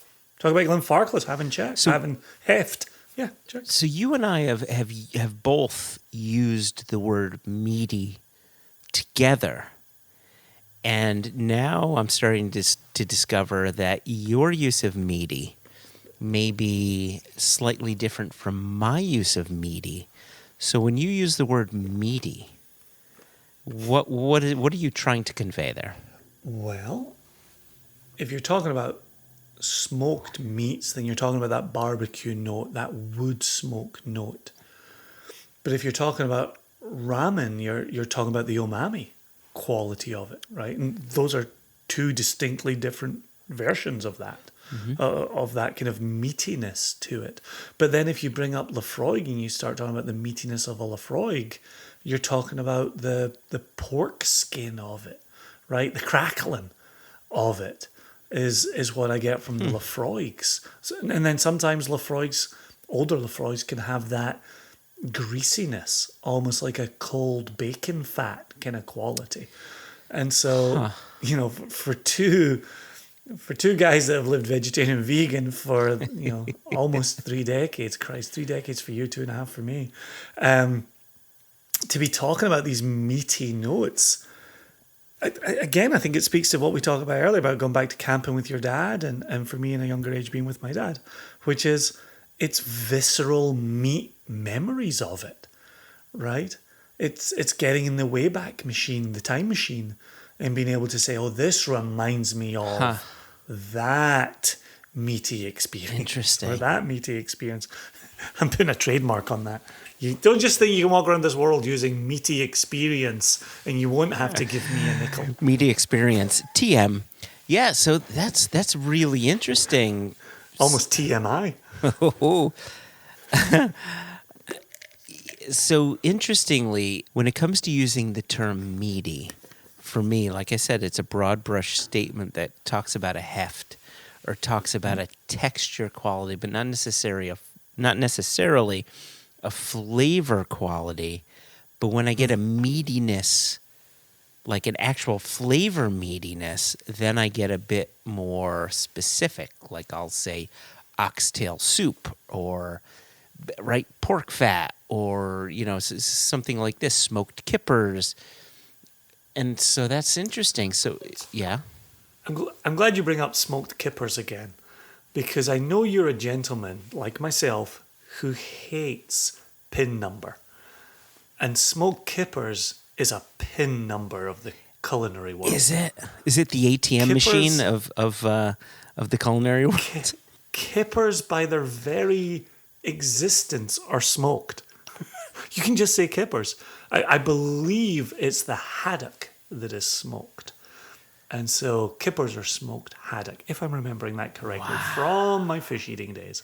But yes, you said that earlier, and I wanted to make a call back to it. And so you brought it up, and so I couldn't resist. I now thank you so much, because I hate pin number. I hate ATM machine.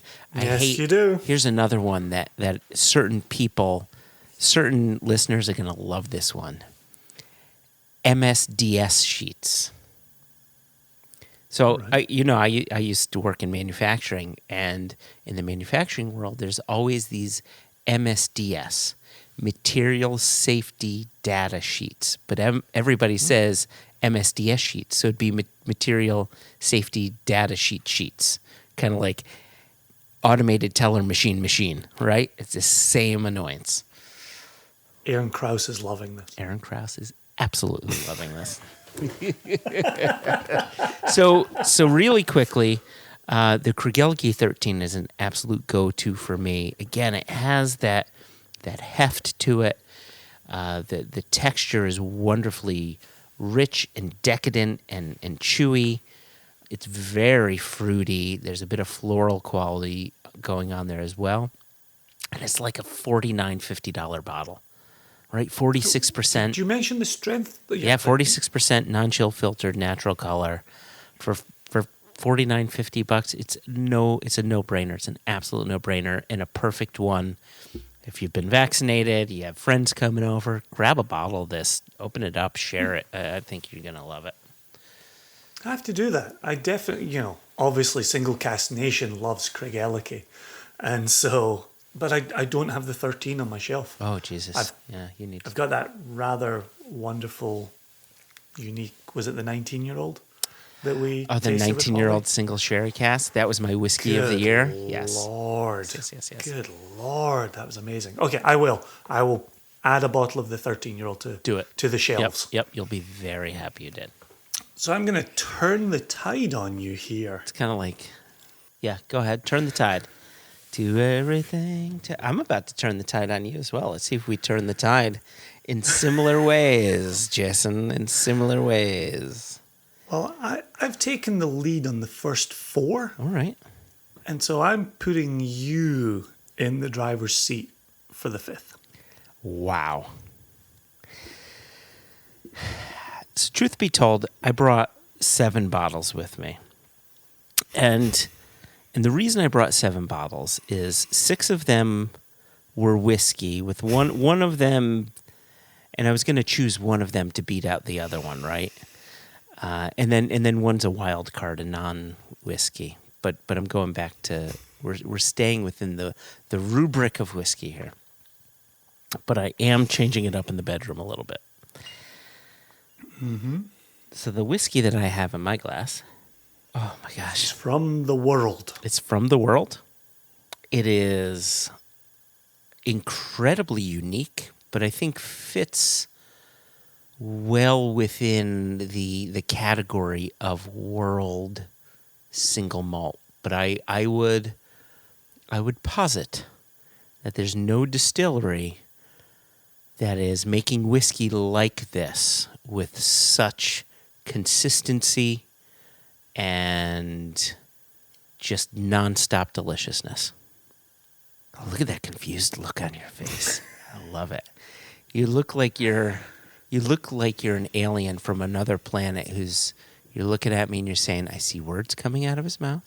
I don't understand what he's saying, but I'm going to try to use contextual clues to figure it out.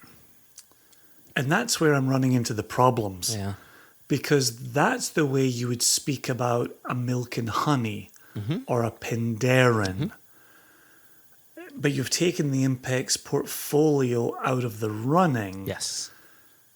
which could potentially bring us to a Westland. But I'm trying to think which store shelf Westland you would recommend, and I don't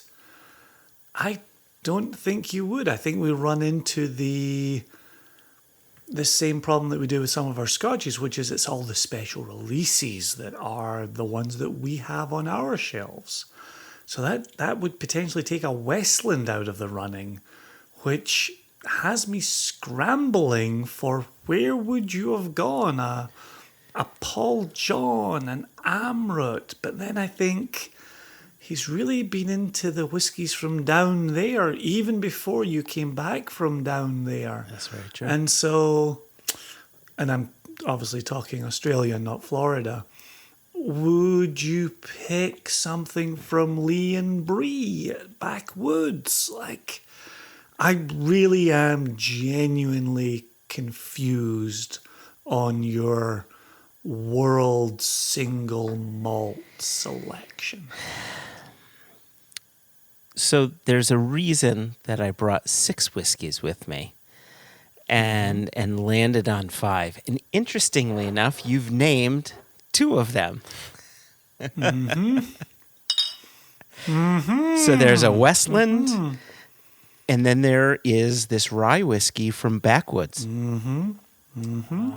But That was the Lee and Bree. that you was mentioned yes, earlier. that was the Lee and Yes. Bree. So that's Yes. it's a rye whiskey matured in a Shiraz cask from the Backwoods distillery. But I did not pick the Backwoods one. I picked Westland, and the only reason why I did that is even though the Backwoods is an OB, this is from a single cask. They don't have a core range just yet, but this bottle it's just drop dead gorgeous. It's just wonderful. And isn't wonderful in the whiskey. United States just yet. And it's not in the United States, but we have a great listenership in Australia. So Indeed we do. so it's only in Australia, and it's not really off, off Australian land. So I didn't want to include that. And so I loved your question, because I think you're correct. When it comes to Westland, what are the things that we love the most? It's this. It's the one-offs. It's the unusual things.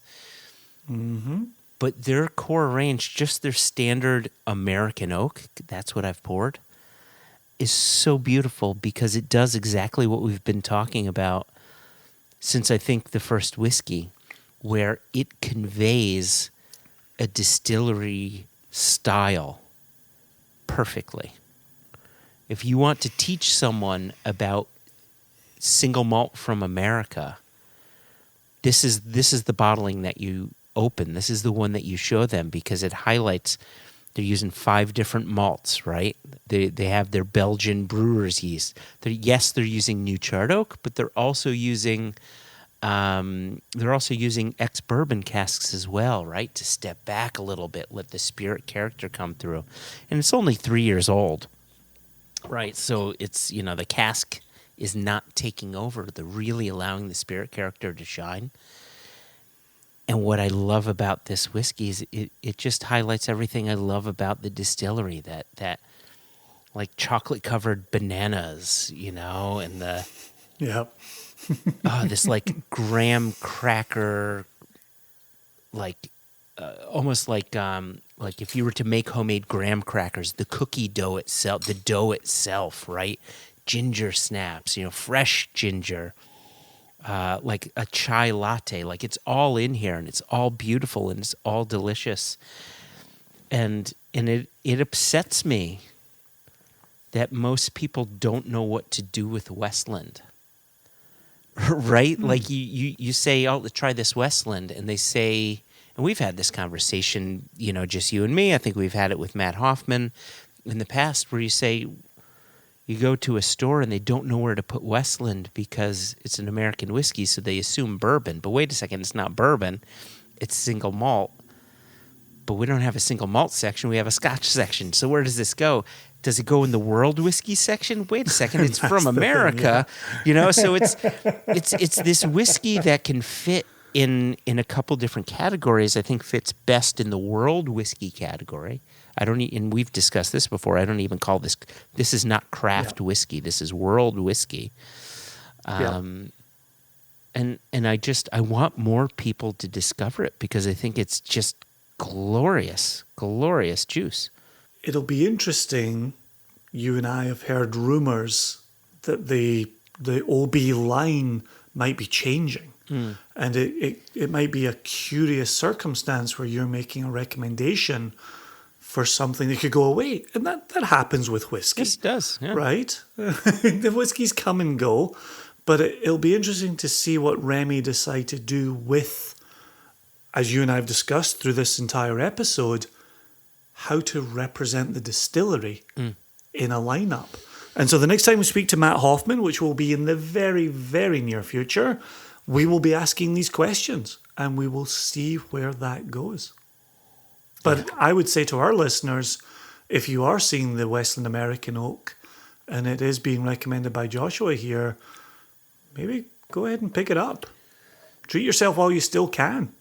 The last thing that I'll say about not just Westland, I would say that this sentiment is tied to many newer American distilleries. And this is something actually that we've discussed with Robin Robinson on our episode with him somewhere around season 2, where there are a lot of modern distilleries that are focusing just as much on the fermentation side as they are on the maturation side.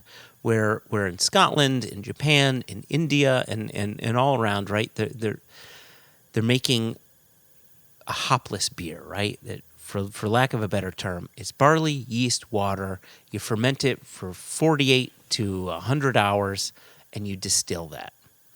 They're not really too concerned about what that fermentation tastes like. It has to make, in the end, the whiskey has to be good, but they're not focusing so much on the fermentation end of it, where Westland and Copperworks and Westward and a few others are really focusing on the fermentation side of it. What are these malts going to do? What is this yeast going to do, right? And then distill that. That's something new, and I think kind of unique, at least so far, kind of unique to American distilling. I think there are other craft producers around the world that are focusing on the fermentation side of it, but it's been a thing in the U.S., which I've enjoyed, and Westland grabbed that approach by the cojones and really went forward with it. Yeah. I just included the cold foot in a tasting just earlier last week. Yeah, nice. And just anytime I get a chance to talk about a mixed mash bill of barley. Yeah, right. Still a single malt, but it's a brewer's mixed mash bill of malt. Correct. And in talking about those chocolate malt flavors within a Westland, I love it. I love being able to represent that to people who are discovering the distillery for the very first time. And I'll actually have a tasting coming up in another week where I will include the cold foot again because it's just so good and represents the distillery so well. Yeah, and let me just end with this. If that backwoods distilling bottling were a standard bottle, even if it was only available in Australia, just like the Glenfarclas 15 that's not available in the U.S., I would totally recommend that, because what they're doing with rye and doing with wine casks to make that final product is really, really remarkable. And it's young, but it's expressive and it's complex and it's satisfying and it's comforting and it's all the things that I look for. And they're even using a bit of malted rye, which I dislike, and they're making it work. Am I correct in saying the Westland is the first non-age statement you've included among your 5? You, sir, are 100% correct. Though they do on their website say a minimum maturation of 36 months, which by my count is 3 years. I don't know why they use the whole months thing, but there you go. It's kind of like your children, right? So I did something a little different from you. Is I brought 4 bottles instead of say 6 or 7 because it's hard when you say this is the last spot. What gets in and what doesn't? And what I would say is, I desperately wish there was a Glenmorangie that I could say to people to buy religiously, regularly, along with the other 4 that I've recommended this episode. But I tend to find, and this is why I was so intrigued by your Westland selection, all of my favourite Glenmorangies are either the Fill Your Owns or the Curiositas or the off the beaten path Glenmorangies. And the OB Glenmorangies and the strength that the OB Glenmorangies have come out, they just haven't allowed me to say this is the go-to. Get this one. And I understand that you and I operate from a privileged position where we pick up our bottles at the visitor centre when we go and see Ian and we go dramming with Ian and Elgin, or we'll message Ian and say, hey, Ian is the visitor centre manager. And we say, Ian, could you put those to the side for us and we'll pick them up the next time we see you? Like, that's an incredibly privileged position. Fair. So on one hand, I want Glenmorangie to be on people's radars, but I can't go on and say, oh, you must buy this particular one because it's available to so few or in one location. So I'm a little torn there. So Glenmorangie didn't make it into the 5th spot, which is tricky.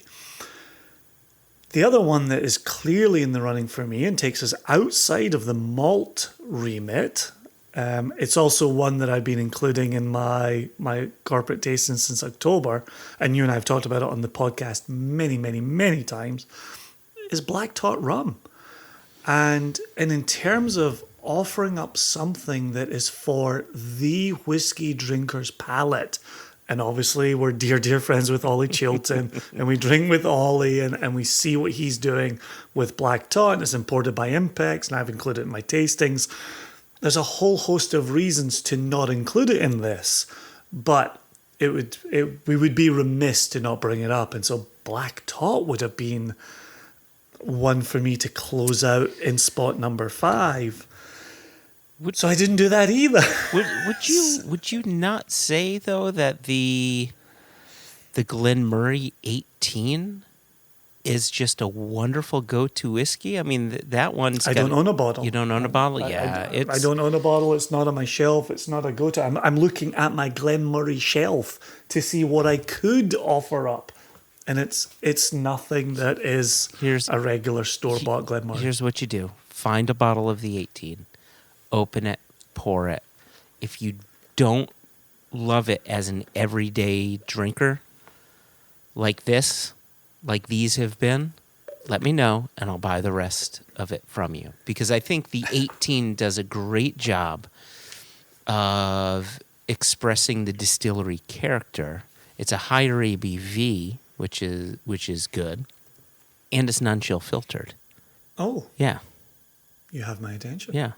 Yep, I think the Glenmurray 18, granted it's a pricier bottling, but as far as their own core range goes, I think that might be the zenith. It's interesting you say that, though, because Anthony Levinson at Roma in New York just did a similar thing with me when I was finalising an order, and he said the Benromac 10 might be the best Benromac in the lineup. And I said, I don't own any Benromac at all. Wow. He said, you should get this one. And I said, I'm only getting it because I thoroughly trust your palate and your recommendations. And so I will make a similar flourish with the Glenmurray 18 and see where we land with it. Have you received the Benromac yet? Not yet. Oh, okay. I wanted to know what you thought because it's been a while. It's been a while. I have a bottle. I remember my blog post. So I bought the bottle and I wrote a blog post, and the title of it was more interesting than a black hole, something like that. And it was an intriguing. I remember it being an intriguing whiskey. I still have that bottle. It'd be interesting to go back because it's a peated space cider with a bit of sherry in it. So, give it a go. You'll never know. Time will tell. Time will tell, Jason. Will tell. So, and then another one. Like, here's the thing. I could list, a dozen fifth places and a dozen honorable mentions. But this was the point at which I realized in looking around my shelves, I don't have a series of OBs that I That's the problem. rely upon. That's the problem. Right? Yeah. So okay, so do this. Yeah. Yeah. Just look at your shelves. Yep. Look for the OBs and grab the first one that has you say, yeah. Just go ahead, dude. Ardbeg 5 Wee Beastie. Boom. Grab it, pour it. That's it. Yeah. That's it. Yeah, make that happen. There he goes. Jason gets up. He walks over to his shelves. Pull your pants back up, sir. There you go. There he goes. He grabs the bottle. He's starting to loosen the cork. Do you know what else I almost picked? Okay. Oh, look at that. And this is one that I wouldn't put in the list because it was discontinued. Anoch 16. That Anoch 16 was remarkable. I didn't enjoy the replacement to it, with the virgin oak or whatever. It just didn't seem to have the same magic as that original ex-bourbon Anoch 16. I think Gordon said there was going to be an 18-year-old that was 100% bourbon.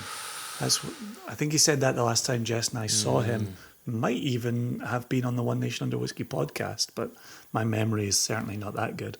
But I remember him saying, because I lament to him every time I see him, the loss of the 16-year-old 100% bourbon was felt. I look for it in every store. Every store I go into, I look for the Unox 16.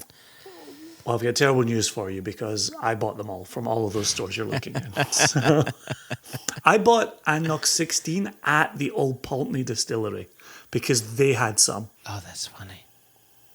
That makes sense. Because they're in the same stable. Yep. So there you go. Ardbeg Wee Beastie, 5 years old. I mention this to people all the time. I think I got my bottles for $40 a bottle, $45 a bottle. It's the type of thing I buy by the 6-pack or the 12-pack. And you mentioned this earlier about last time you got your Lagavulin 16s, you got a rake of them because they were on sale. Yeah. I do that in a host of different places, and then I split with friends, right. And then I make sure that I can go ahead and get another 6-pack or 12-pack. Exactly. You don't, just because you're buying 6 or 12 bottles doesn't mean you have to get them all. You can share. So I good and oily. Yep. Does what young Isla should do. It's not quite as fatty as Ardbeg. There's not quite the same white chocolate to it. But of a night, or as I'm transitioning from my office to downstairs in the kitchen to go and make dinner, as I'm about to do, chucking in the Ardbeg 5 into a glass, taking it downstairs, boom. I mentioned way back in the beginning of this podcast 3 weeks ago that the Glasgow blend I can drink like water. Ardbeg 5, the Wee Beastie at 47.4, I could just absolutely refresh myself at the end of the day with this. Yep. That reminds me, I'm maybe 3/4 of the way through my bottle, so I need to remedy that. But to bring this full circle, please, this to me articulates why you and I had the issue with the list of $150 to $200 whiskies put out by Zach Johnston. We didn't have an issue with there being 10 recommended bottles in that price range. No. My issue was, yes, you could spend that on those, or you could spend this on these. This is so perfect. Right? So, all right. So the listeners won't know this because of my insane editing skills, but you had taken a break at one point to make a pee-pee, and I had nothing to do. I do that? So I did what I always do. I just pop onto Facebook, and someone had posted onto the Scotch Addict page and said, I saw a bottle of Johnny Walker Blue. It was $151. Should I get it? That's a really good price. And that person is 100% correct. $151 for Johnny Walker Blue is a phenomenal price. It's really good. I think the cheapest I ever saw was maybe $139, and that's almost too cheap for that. But anyway, long story short, it's typically an expensive bottle. And most of the comments on there, and I made a comment, just being honest, most of the comments on there were, you can find better whiskeys at a better price. Like, it's a good whiskey. We're not saying it's a bad whiskey. It's a good whiskey. Mm-hmm. But you can find other blends that can be just as satisfying. What if you buy that and all of a sudden it doesn't fit your flavor profile? And what if you're a new whiskey drinker and you say, you know what, I saw this on a list of bottles from $150 to $200, and you buy that and you taste it and you say, I don't like this. And the list had told you, if you can get whiskey from this list or within this price range, you're guaranteed to be getting the good stuff. Mm-hmm. And then all of a sudden you don't like it, and now you're put off on whiskey, period. That's definitely happened. And so I think our point today is, what was the Kriegelke 13-year-old? It's a $49 bottle. Your Kilchoman Macker Bay, $45 to $65 bottle, right? The Westland, I think, is like a $75 to $79 bottle, something like that. You can spend a lot less money on a bottle to find out whether you love it or hate it. And hopefully you love it. But if you hate it, at least you didn't spend too much. So price should never be an indication of quality, just as age is never an indication of quality. It's just an indication of how much you're going to spend. That's it. Which is interesting to me that RØDE, who are known for having a line of names plus a 10-year-old, went with both on the Wee Beastie. They went with a name and an age statement. And they put the 5 right smack dab in the middle of the label. If RØDE had put out Wee Beastie at this price, nobody would have been asking for an age statement. Nobody. But, right? So, and yet it's there. And yet it's there. So it gets back to one of my favorite animated GIFs with that cute little girl saying, why not both? Right? Why not both? It's okay to have a fun name and an age statement. I want to see 5 years on a bottle. I want to see 4 years. Like, I want to see that. I love that Westland is saying our maturation time is 3 years. That's beautiful. It's not going to tell you of the quality. It just gives you an understanding of, okay, this is what this whiskey tastes like at 3 years of age.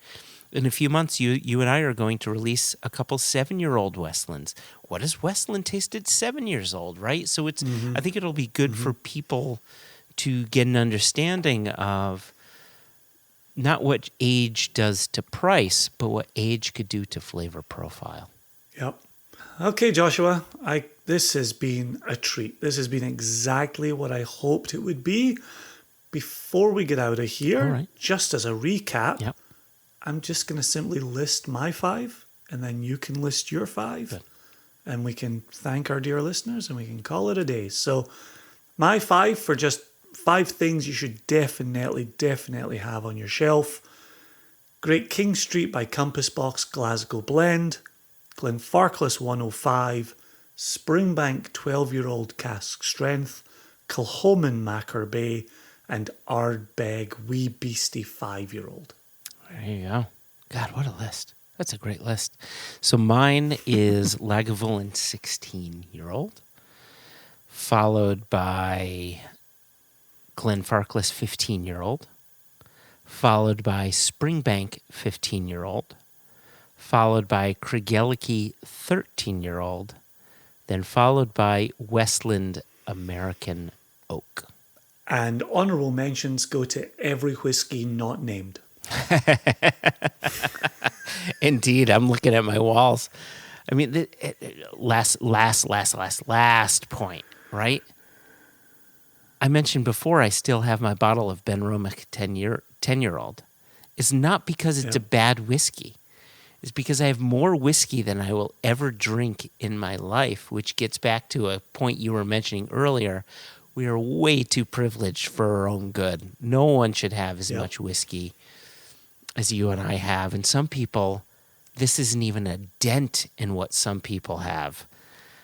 It's really something else. But this is the beautiful thing about whiskey, right? That's how unique and expressive and interesting and fun it could be. There's always new flavors to be explored through OBs, official bottlings, or through IBs, independently bottled whiskeys. Right? This is why we do what we do. It's following that flavor. It just keeps going. Yep. It just keeps going. And I'll say this for our listeners. I know you've got your cherished bottles as well. Drop us an email, questions@onenationunderwhiskey.com. No E in whiskey. What's your go-to? Let us know. Oh, yeah. You know, if we get enough of those, we'll share them on a future episode. But it's good to continue adding to those go-to whiskies that you drink. Yeah. No-brainer. And why? I want to know not just what their go-to is. I want to know why. Absolutely. Yep. Yeah. Absolutely. That's important. That's very important. The why is important. So drop us a note. Questions@onenationunderwhiskey.com. No E in whiskey. That's me, Joshua. And that's me, Jason. Let's make like a shepherd and get the flock out of here. Let's make like a tree and leaf. Chin chin. 2 chins.